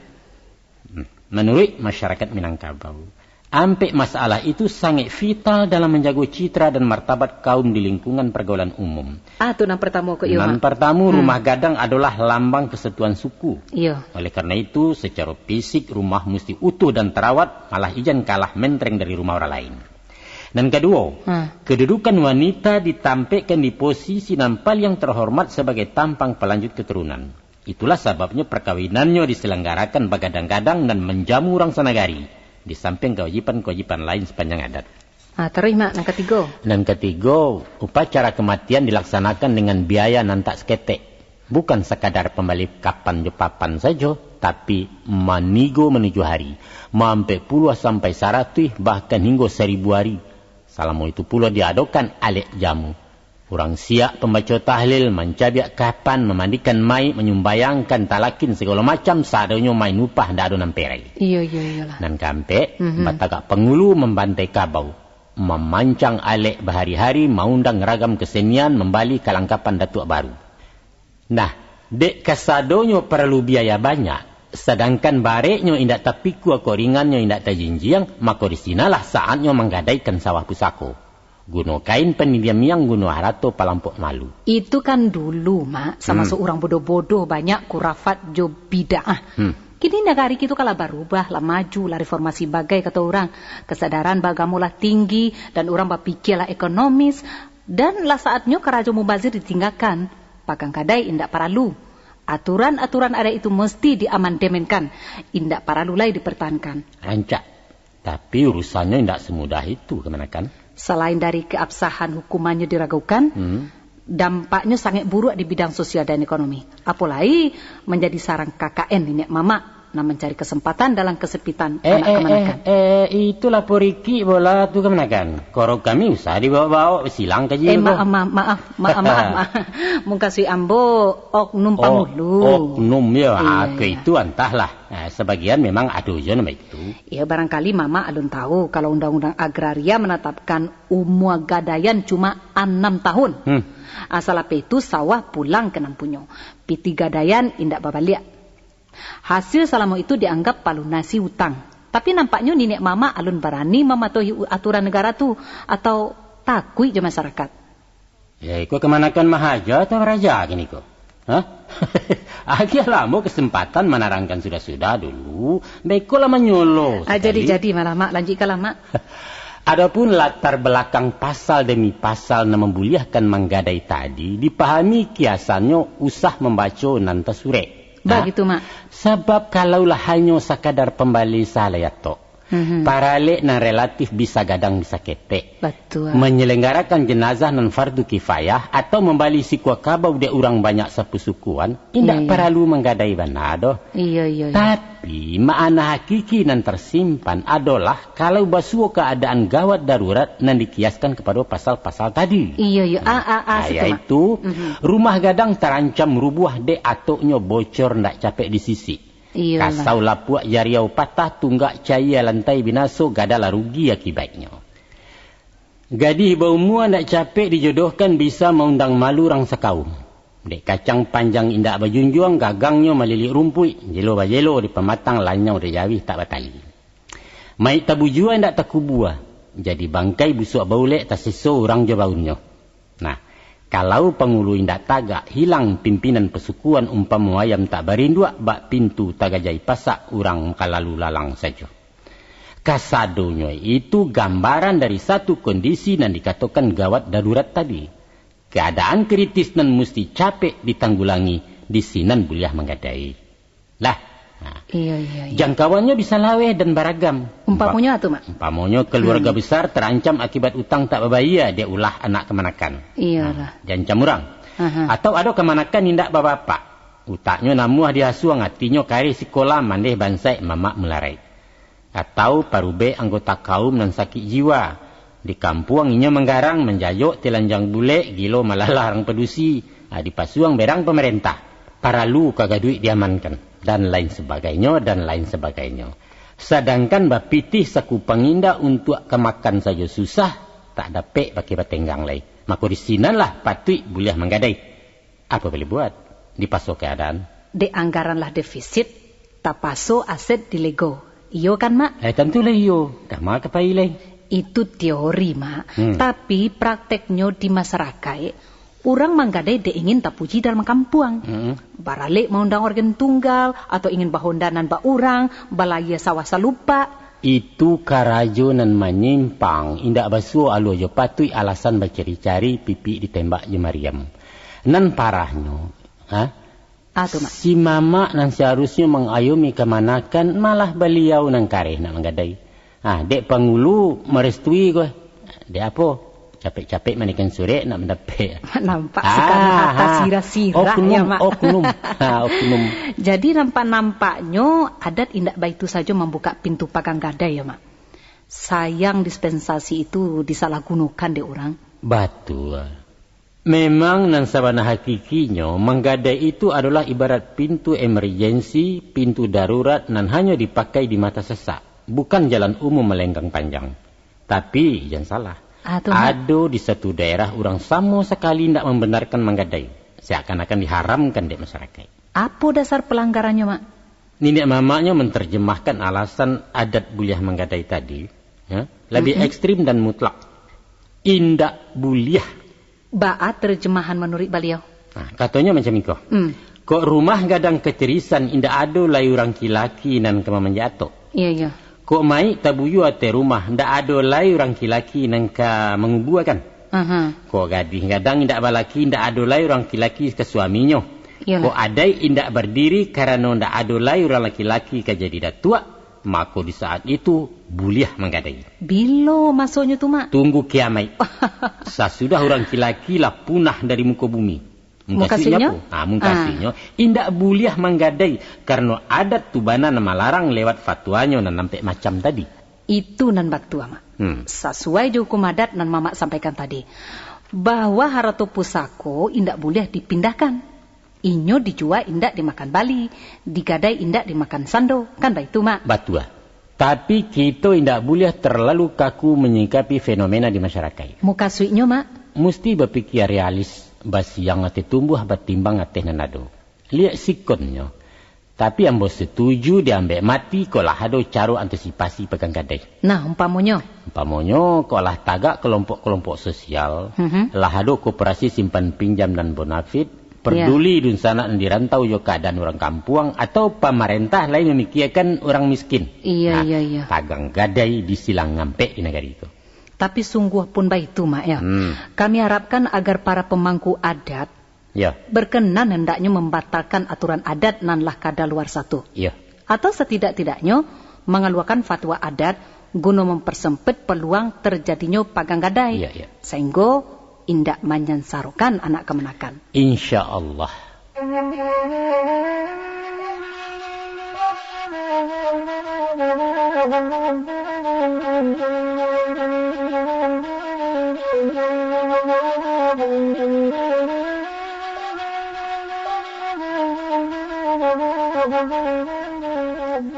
Bisa kita tarikan, Mak? Bisa. Masalah boleh? Iko, Mak.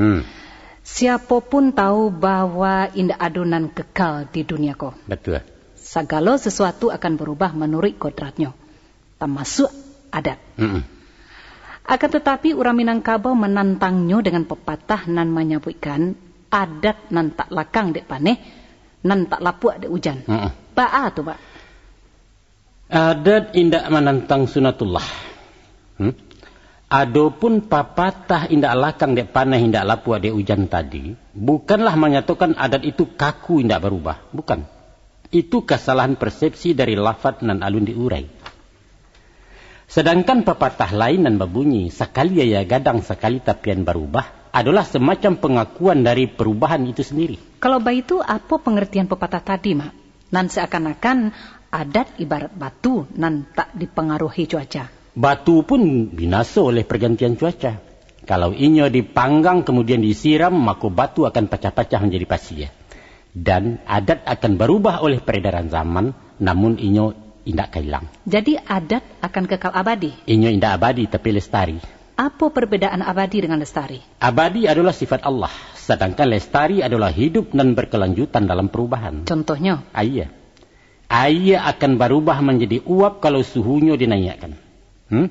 Kemudian menjadi awan, lantas awan menjadi ambun, akhirnya jatuh jadi hujan berbalik ke asalnya menjadi air. Kalau didinginkan, inyo akan membeku, berubah menjadi benda padat sebagai salju, kemudian menjadi es, dan cair berbalik menjadi air. Itulah sirkulasi kehidupan air, dan itulah adat. Inyo selalu berubah wujud, tapi nilainya tetap bak semula. Jadi adat berubah-ubah, Mak? Pasti. Dari zaman ke zaman adat itu berubah. Ibarat bantu pinggiran sungai nan bergeser ulah di air gadang lalu. Tapi air dengan sifatnya tetap melia dari ulu ke muaro. Itulah nilai. Jadi akan terjadi perubahan wujud namun bukan perubahan nilai. Bingkai bisa bertukar-tukar gambarnya dan itu juga. Bungkuih boleh berubah-ubah, isinya tetap semula. Apa benar nilai adat nan tak berubah itu, Mak? kebenaran, kejujuran, dan keadilan. Tagak ninan data bajalan ninan lurih bakato ninan bana manimbang ninan adil. Itulah nilai adat nan takkan lakang-lakang depaneh tak kalapua-lapua de hujan. Sifatnya universal untuk setiap ruang dan waktu. Pada hakikatnya ayat itu suci dan mensucikan. Inyo akan kotor oleh kotoran dari luar. Sifatnya jujur, mailia kena rendah. Tiba hambatan di pematang inyo taganang sementara. Kemudian mailia melanjutkan misinya untuk setiap kehidupan. Ayat akan tercemar oleh kekuatan dari luar. Karuah hula dek tanah, susui di pengangapi, bagolak di hampe angin. Namun ayat tetap ayat salamu kiamat alun tibo. Talampau tinggi, Mak. Sulit ambo menjangkaunya. Tolong Mak agiah contoh nan simpel saja. Ibarat mode. Dulu sebelum merdeka, potongan Sarawak orang kilaki biasa-biasa saja. Saimbang ateh jo bawah, dalamnya sadang elok, namanya Sarawak Pintalon. Sesudah Japang Bakiro, batuka mode Sarawak namanya Sarawak Kalui. Lapang di tengah sampai di bawah Basayok Candugurami.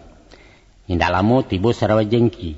Sampai di atas, sampai di bawah je minyak malalu kenya. Iyalah. Jengki bertukar je cut bre. Sampai di atas, lapang di bawah rimbiah menyapu-nyapu tanah. Lalu lamoko datang Sarawak Komprang. Lapang di atas, lapang di bawah, nan bak memakai kain saruang. Kini babaliak bak na lamo. Iyalah. Biasa-biasa normal saja. Seimbang atas je bawah. Walau mode bertukar-tukar potongan berganti-ganti, namun fungsi Sarawak tetap sebagai pembalik tubuh. Betul. Fungsi itulah yang dikatakan nilai bagi Sarawak. Baki kira? Iya. Paham? Lah paham ambo Mak. Sabana paham. Tapi baa kalau pakaian indak membalik tubuh Mak. Ainyo lai baju. Pidate terbuka, di bawah tersimbah, di tengah tersingkok les teh. Itu namanya telanjang. Walaupun masih ada kain malake, tapi indak saja nilai pakaian lah hilang, nilai moralnya pun lah kikih, nilai agamanya lah caya dan nilai utaknya perlu dipertanyakan. Barangkali kira-kira macam iko ya Mak ya. Biarpun palain caro, tapi orang tetap beradai. Indak orang saja ada pihak awak bagai. Mau kasih ambo ada minang indak habis selama orang minang masih ada. Iya. Dalam pembagian adat, nan disabui jo nilai tadi namanya adat nan sabana adat. Mutlak. Sarawak mesti dijai, kok indak dijai indak Sarawak namanya. Iyalah. Itulah inyo nan dinamakan adat nan diadatkan. Iya. Adapun bahannya terserah apa yang ketujuh. Itu dikatakan adat nan teradat. Inyo berubah karena dirubah. Sedangkan mode silih berganti, tibonyo indak diundang, painyo indak diusia, itulah inyo adat istiadat.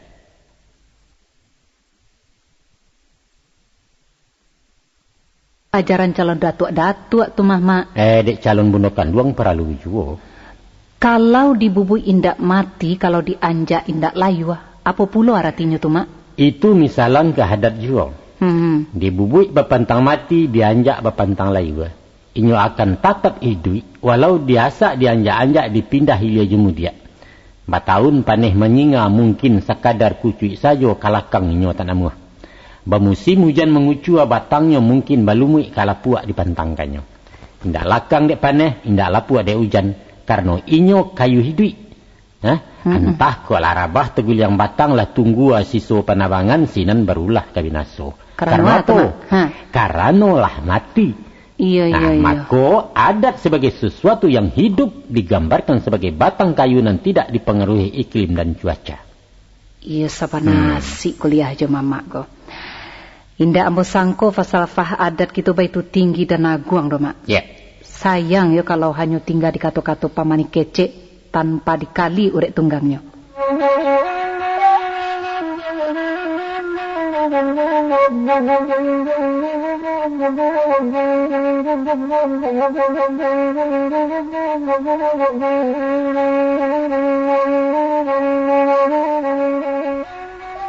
Kalau dibanding-banding mutu budaya orang Minang jauh mana ketinggalannya ya Mak? Ukurannya apa? Tidak usah jauh-jauh, celik saja ragam pakaiannya. Sajak dari pakaian orang awam sampai ke datuk-datuk. Busana laki-laki atau padusi indak adunan asli punya awak. Umpamanya apa? Umpamanya, kalau indak berkupiah, dianggap kurang sopan. Padahal kopiah dari India. Iya. Saluak dari Jawa, bentuknya mirip pelangkon. Sarawabati orang Betawi. Galembong potongan Aceh. Bapake baju gentian Cino. Basandang Bugih Makassar. Taluak Belango Malaysia. Salimpang Ulos Jawa Batak.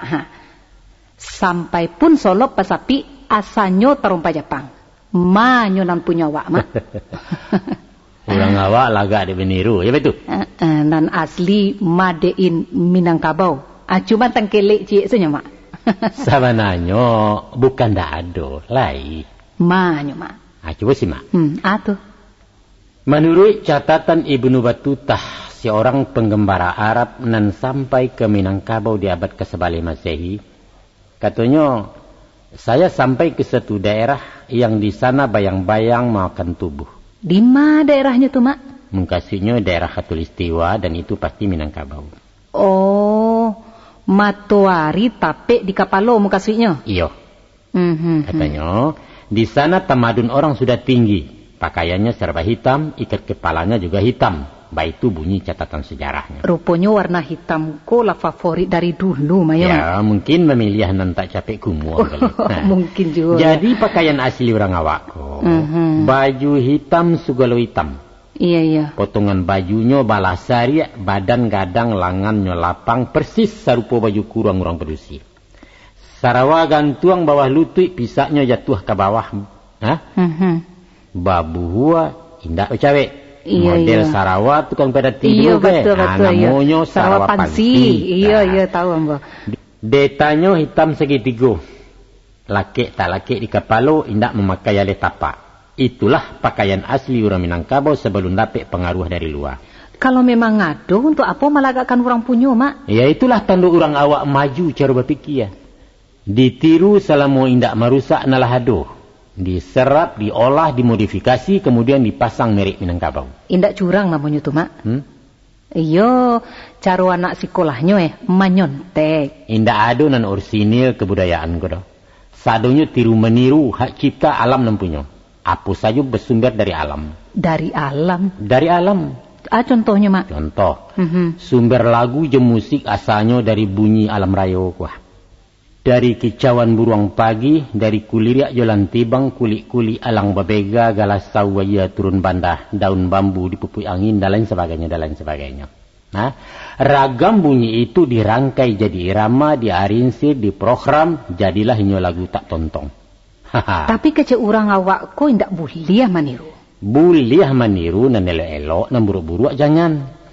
Lai tahu kemenakan. Awak ko mangku pandai mengecek, dek meniru orang mengecek. Betul. Kan sanu pakak dari ketek ala naik ke bisu sampai tua. Dia apa? Dek indak ada bunyi yang kedisimak. Betul mak. Ambo yubana sabana paham bana mak. Itu kalau sumber bunyi, kini baapulo kalau sumber bapikir orang awak. Sumbernya juga dari alam. Mantun. Guru besar orang Minangkabau adalah alam. Iya. Kalau kini ada universitas terbuka, di awak bernama Universitas Takambang. Terkenal dengan metode pendidikannya alam Takambang jadi guru. Lulusannya dia tahu. Batitil Cipe, yaitu cadiak pandai. Itu titelnya. Maaf mak. Menurut Panapi Ambo, alam Takambang jadi guru adalah suatu pelecehan kepada manusia. Pelecehan bah lagunya kok? Bah kayak indak deh mama. Manusia dimuliakan Tuhan dengan akal fikiran. Lantas orang Minangkabau baguru ke alam nan tak barakah. Alam itu kan benda mati dan sifatnya statis. Kalau dikatakan alam benda mati, batua. Siapapun tahu itu. Tapi ketahuilah, di alam itulah berhimpunnya rahasia Allah sampai kita menyawa ilmu. Dari perilaku alam dan statis, kita baraja kebagai guru dan tak pernah bohong. Secara filosofis pendapat mama ambo terima. Namun daripada memasak barang matah mak ya, rancaklah memakan nanta hidang. Apa itu? Buku.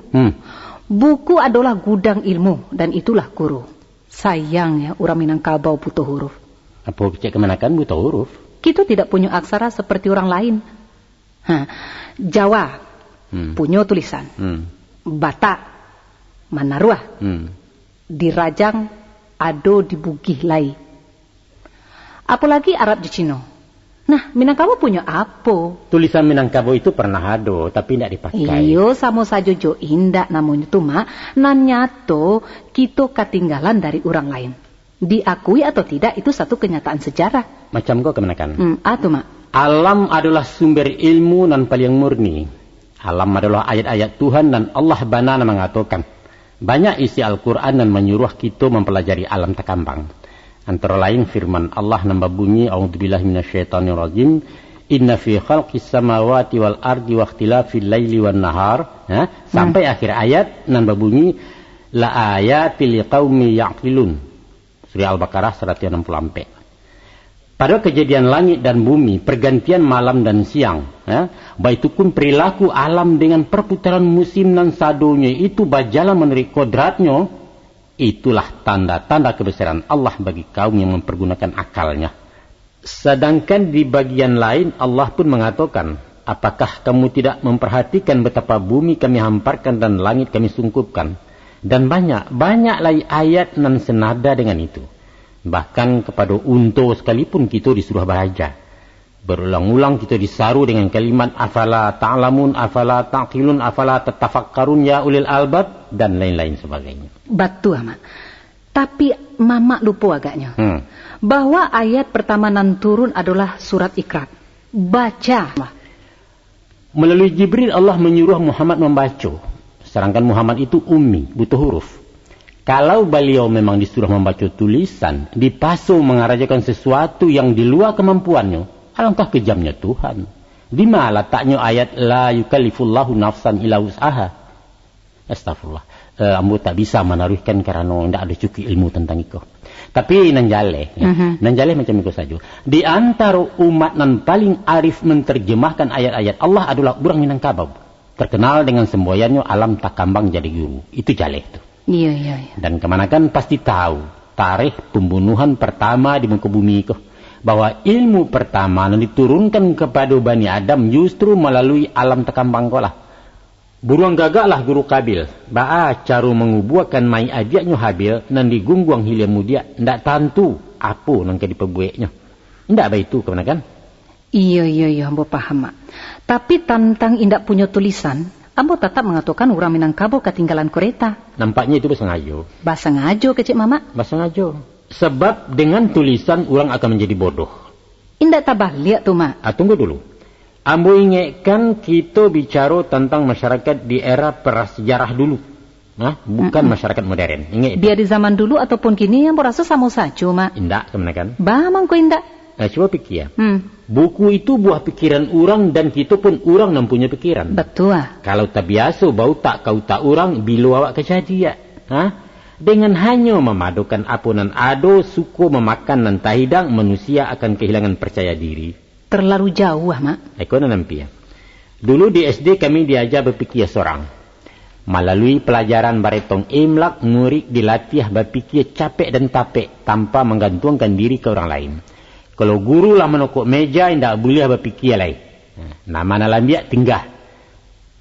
Tapi anak sekolah kini, soalan ampek kali ampek tambah ampek bagi ampek, apa tanya juga ke mesin hitung nama-nama kalkulator. Nangka kayu orang Amerika nampak aja kebodoh. Itu dulu, Mak. Kini negari gitu kalah maju. Metode pendidikan tuh lah berubah pulau. Itulah sebabnya kalian kehilangan jati diri. Dek gilo mai kuaja orang lain Minangkabau diri orang. Paling-palingnya kalian membanggakan Pak Atta, Agus Salim, Buya Hamka. Kini apa yang diwaco lah? Nasib. Nasib apa buat? Nasib, Mak Datuk. Baiklah, kita kembali ke pakar kaji segini, Mak Datuk. Bisa Mama memberikan contoh tentang pelajaran alam takambang jadi guru? Nan sederhana saja, Mak. Tentang masalah apa kira-kira? Di bidang usau. Yang klasik atau modern? Iya, yang klasik dulu lah, Mak. Ada pepatah mengatakan kalau mengeong tando ndak kemenangkok. Penjabarannya? Apabila kucing heboh mengeong ile mudia, sugalo manci mahanduk masuk lubang. Memang tujuannya tidak menangkok. Tapi kalau kucing ingin menangkok, inyo basiano kabaliak tungku main tai manci di peberasan. Maka barajalah dari si balang kalau nak sukses di bidang permancian. Oh, baik itu. Kini nan modern, Mak. Acuan mau bertanya kemenakan. Tanya apa, Mak? Harago talu ayam nan ketek lebih mahal dari talu itiak nan gadang. Ya enggak? Iya. Apa sebab? Karena vitamin talu ayam lebih banyak. Salah. Bako salah. Bulia bertanya bagi angku dokter bahwa nilai vitaminnya sama saja. Kalau begitu apa kelebihannya, Mak? Ikut dampak promosi. Ba acara ayam ba promosi. Nah, kok. Sebelum batalua, inyo bakotek sapenuh kampung memberitahu kalau inyo akan memproduksi. Selesai talua keluar, inyo ulang bakotek mengumumkan kalau hasil produksinya siap dipasarkan. Makanya, orang berabui je talu ayam walaupun mahal di Bali jo. Kalau itu, Mak? Taluannya banyak overproduction, tapi batumpuak saja dalam kandang orang tak ada yang tahu. Ndak bisa pasang iklannya, Mak. Ya ke pakai iklan suara garau-garau garak lamban lah dia berkisah. Ndak ada informasi orang tampuang dah. Jadi sebabnya mahal talua madain ayam, dia beliau rajin berpromosi. Maka warajalah dari ayam kalau nak sukses di bidang talua mandalua. Tapi ayam kampung kaya Mak ya? Iyo, kalau ayam meras itu bodoh lah dari pihak. Bodohnya? Ya orang kalau terajai duit sanang, ndak merasai mengakeh, ndak bau sau menjadi apa, mencari dadaan, jadi bodohnya. Badan gapuak, utaknya kaku, ndak berjantan betul aja. Marami talua sendiri saya ndak pandai dah. Ndak bertanggung jawab, bukan iyalah.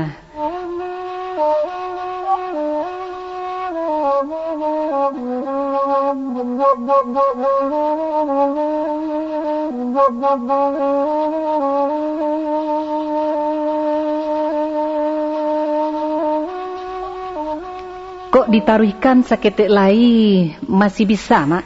Bisa. Nanti waktu wasas teh. Ado cik lai masalah namang ganja pikiran nambo, Mak. Masalah apa tuh? Masalah pelecehan martabat. Marupanya.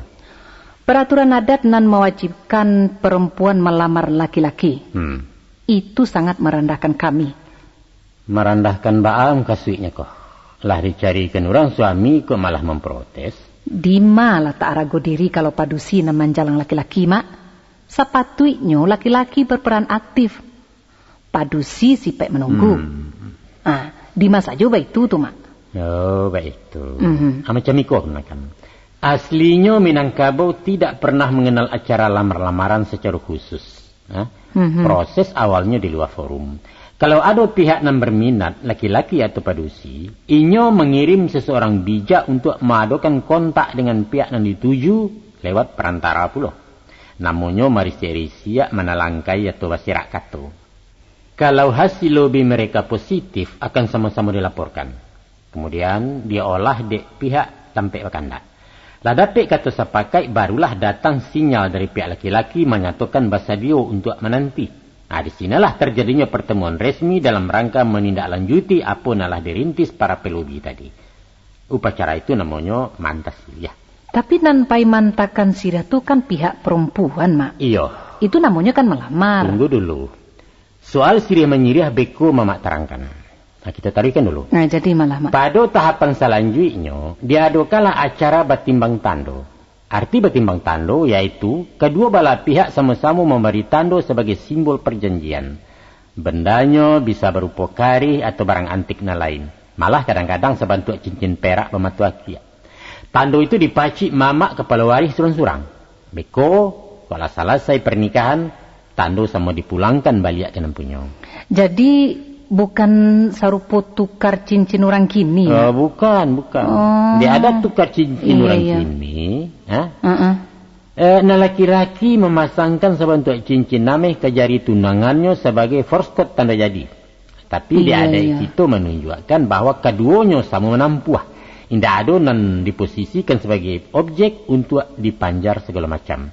Dan mesti dicatat bahwa tanda jurupo tadi bukan barang ameh. Sebabnya, Mak? Sebab ameh itu lambang materialis. Sedangkan Minangkabau menjunjung nilai-nilai moralis. Bukan pitihnya yang dipandang, tapi katunya yang dipaci. Atau berikutnya, Mak, baru pihak padusi menjapit marak pulih, Mantun. Aku indak dicapui, indak datang. Baik itu kan, Mak? Hakikat menjapui bukan menjapui secara fisik. Tapi menjapui kata mufakat nalah dipabuek sabalunnya. Atau katakanlah untuk menyusul, jangan sampai lupa kalau hari itu dilangsungkan pernikahan. Kesannya tetap kalau padusi nan menampuah. Acara menjapu itu hanya sebagai seremonial saja. Tapi bajapu je pitih kan? Tergantung ada istiadat setempat dan dikatakan adat selingkah negari. Adu kalonyo jo piti, adu juonan jo apa namanya tu baju, adu jo, tapi umumnya cukik jo carano bari sisiriah langkok saja. Kalau baitu keterangan mama di Minangkabau indah adu ketegasan lamar-melamar. Tapi pihak padusi lebih aktif dalam proses perkawinan. Itu betul. Bada baitu mak. Memang teraso seolah-olah pihak padusi yang berkepentingan. Latar belakangnya adalah sistem kekerabatan matrilineal tadi. Bahwa wanita dianggap sebagai pelanjut keturunan. Indah adu anak padusi pundahlah generasi. Putus sako ya pusako. Sebab karena itu, inyo dicarikan laki-laki pilihan. Sehingga keturunannya isuak menjadi orang baik-baik. Di Minangkabau, padusi bacarikan jodoh. Bukan mencari surang-surang. Iyo. Kalau di dalam-dalam ibana mukasuknya memang rancak ya mak ya. Walaupun balain caro dari orang. Indak salah kalau ada anggapan padusi melamar laki-laki, itu pandangan lain ya. Tapi mencaliaklah jemato batin, bahwa hakikatnya indak lain dari menaikkan harkat wanita sebagai pihak dan wajib dilindungi, dijago dan dihormati. Seandainya untuang indak bakakalan, antah carai antah kok mati padusi indak talantar terbuang-buang doh. Inyo tetap tinggal di rumah gadang di bawah perlindungan mama dengan jaminan pusako tinggi. Biarlah siga inak nyepai, anau tetap di rumpunnya. Apa kalian alun juo ka berterima kasih ke Minangkabau lay? Nalah manju memanjokan menjamin kesejahteraan laya jawatin. Aturan nantakkan basuo di manapun wanita diperlakukan istimewa seperti negari Baradeko. Iya. Maaf mak kalau ambo salah tanggap. Iyo di alum paham sebelumnya. Dan kini ambo menagih janji mamak jako. Janji agarang? Menerangkan arti siriah. Oh itu. Hampir lupa. Macam kok? Iya. Adapun siriah adalah lambang kebersamaan, lambang basa-basi dan persaudaraan. Inyo kalua bermasuk bakutiko khusus di upacara-upacara tertentu saja. Adu ampe suasana mangko carano ditatiangkan. Yaitu nan pertama di waktu menyonsong tamu tibu. Nan kedua menyampaikan kandak permohonan. Nan ketiga di sidang acara perdamaian. Dan nan keempat saat memapai cupak buatan. Yaitu mensahkan undang-undang adat nan baru dibuat. Hanya itu saja. Di suasana lain tak lazim siriah jepinang dihidangkan. Itu menurut adat. Bisa mamak tolong menerangkan makna siriah lengkok tu mak? Baiklah. Dalam gurindam persambahan disabutkan. Maka diricak siriah jepinang dipalik sadah je Gambia diupam menjadi satu dimakan damera bibia. Sarinya naik ke paroman lamaknya tinggal di rekongan ganti ambalau basa-basi silaturahim selamanya. Nah, jadi siriah diibaratkan sebagai perpaduan murni antar kelompok masyarakat, lambang keakraban dan tak buyah guyah. Ada ampe unsur dalam cara itu. Tu mak. Yaitu daun siriah. Warna hijau rasanya padeh. Kedua buah pinang, warna kuning rasanya kalek. Yang ketiga gambia, warna coklat rasanya pahit. Dan yang keempat sadah, warna putih rasanya masin. Keempat komponen tadi digili yang menjadi ciek, diolah dipadukan, kemudian dimakan dikunyah-kunyah. Ayahnya lalu dilulu sapahnya sama dibuang mardeso nampak di wajah. Coba perhatikan. Apa tu mak? Persenyawaan antara warna siriah dan hijau, warna pinang dan kuning, gambia dan coklat, dan sadar dan putih mendatangkan corakan baru, yaitu warna sirah. Kalau ada komitmen kata sepakai, sadonya melebur dalam kebersamaan. Siriah takkan balik ke hijaunya, pinang tak pulang ke kuningnya, gambia dan tidak coklat lagi, sadah pun lupa je putihnya. Itulah kesatuan, itulah tanda sayo. Baik tujuan dengan raso. Menunggalnya antara padeh, kale, pai, yomasin mendatangkan raso baru dan lama manih sama di dulu. Akampeknya mailia sekujo tubuh menjala sepanjang darah. Jadi kesimpulannya, kok tamu disonsong jusiria pinang, tandanya suko lama nanti. Kok bamohon jusiria pinang, tandanya ikhlas putih hati. Dicabiak siriah dalam sidang, tando sangketo nalah habis. Cara no tahidang di balai adai, tandonya cupak lah dipape, undang lah usai dipabuek, sapakai urang majilih, tinggal negari melewakan. Lai paham kemana kan? Paham mak, mengerti ambo kini. Kecik ambo tadi kok sekadar pamerah-merah bibia saja. Kok hanya pamerah-merah bibia, ranjala li sensitif sih lepong kan, ndak payah mengkian kue. Kok sekadar mengunyah-ngunyah, elolah permen karet. Jale manihnya, lamu kabit je dah. Batu mak, batu. Raso-rasonya cukup lah dulu mak.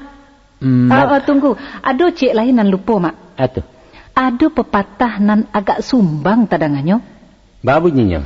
Iko mak. Kok mandi di ilia-ilia, menyawak di bawah-bawah. Oh itu, jadi. Ambo katakan sumbang sabab kok mandi di ilia-ilia, orang bakusuk sabalah hulu. Marasai lawak di limbahnya. Menyawak di bawah-bawah. Orang di atas sedang mengeluarkan para lu. Asal saro lah kemanakan mak. Sebenarnya ada sambungan pepatah tadi. Apa tu mak? Yaitu bakato marana-randah berjalan menaku-naku. Ya tolonglah seketik mamak terangkan. Aku keterangannya. Berulang kali mamak katakan, usah membaca nanta surek. Indak kesebodoh itu orang seisuak menyuruh anak cucunya merangkak-rangkak di bawah tapak kaki orang dah. Padahal kita kok diajak bagak, disuruh mandiri, berpantang menjadi umpan. Kok dapat awak kau menjadi tukang panciang. Tapi sabalianya, indah buliah sombong nyata kabua ijan hongeh pembusuang dado, hati busuak parangai mauang. Usah. Adapun pepatah tadi memberi petunjuk ke bakeh tamu di rumah orang. Ki anak dagang ram pendatang. Supaya apa? Supaya tahu diri awak menompang. Elok-elok di rantau orang, jan nangik tadah dari cangki yang rabat tantang mambiak surang. Iku ajaran budi pekerti pia. Iya. Dek lai memaci pitua hadat. Kamanapun orang awak pai merantau diterima je suku hati. Disenangi malah dibutuhkan. Coba bandiangkan jo konco kita nan merantau ke Kalimantan, ke daerah Dayak. Dek parangai bak bindalu. Niat jahit sangajo busuak limau dijajah dikalahkan. Kasudahannya dimusuhi dek orang kampung diharak je tombak lambiang. Sehingga bajelo mai diparak. Alhamdulillah. Salarui salam menangko. Alun nado anak Minang dan di usia tagak orang kampuang itu. Bah, cukup dulu. Cukup, mak. Terima kasih keterangan mama. Ikut penutup kata malui lah.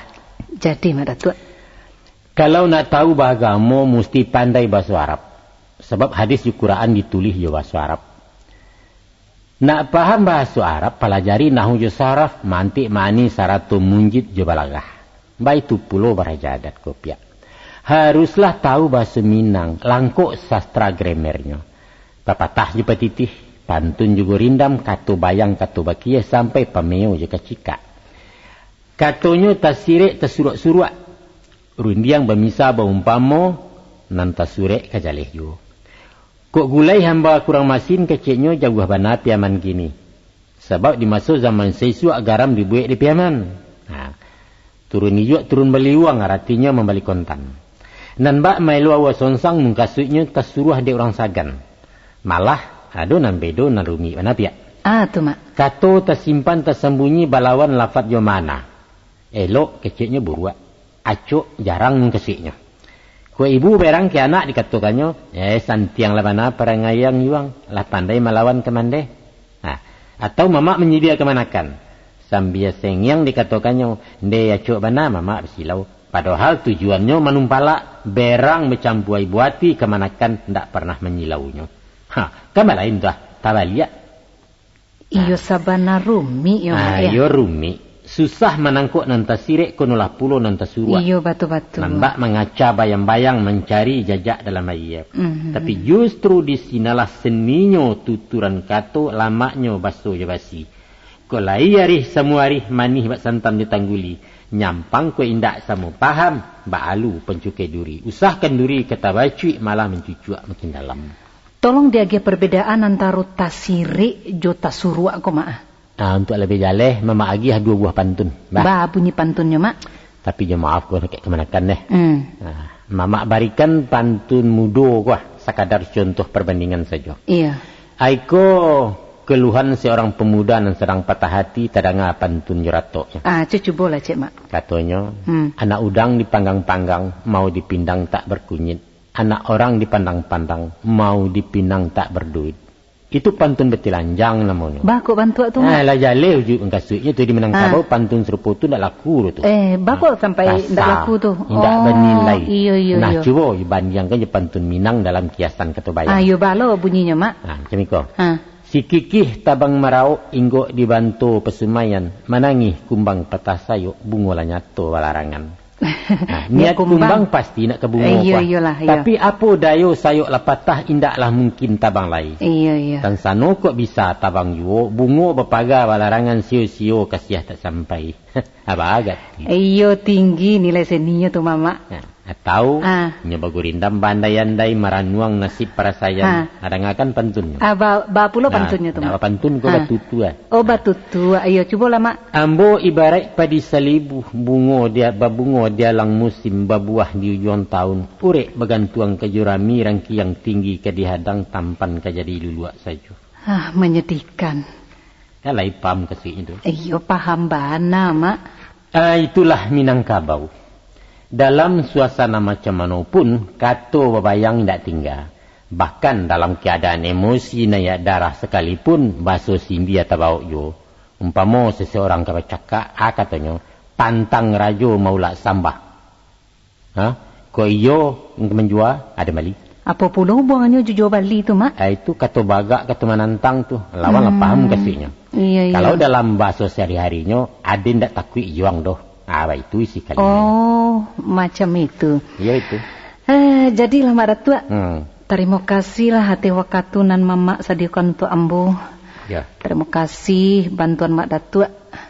Banyak banget pengetahuan baru ambo tentang adat kita. InsyaAllah buku ambo bisa selesai menurut jadwalnya mak. Yo, itulah cuma nandape mama berikan untuk membantu kemanakan. Padukalah itu dari mama cari lain ketukuannya. Alang jo kekek bari makan, barilah makan keduanya. Panjang jo singkek paulihkan, kok tak sampai ke baju. Akhirnya mau minta maaf. Kok ado kato takasa jo tadareh kurang lama raso di hati. Malumlah orang tua ko lah pelupu. Lah nyinyia lungga pengabe. Harilah kan mama tentang itu deh. Usah menjadi beban dosa semua di dalam tangan Allah. Sama-sama mak datuk.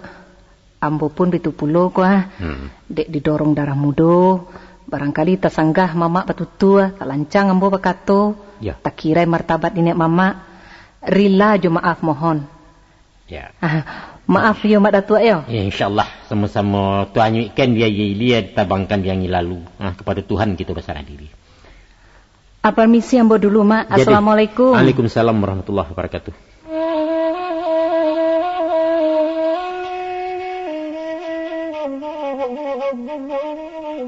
Thank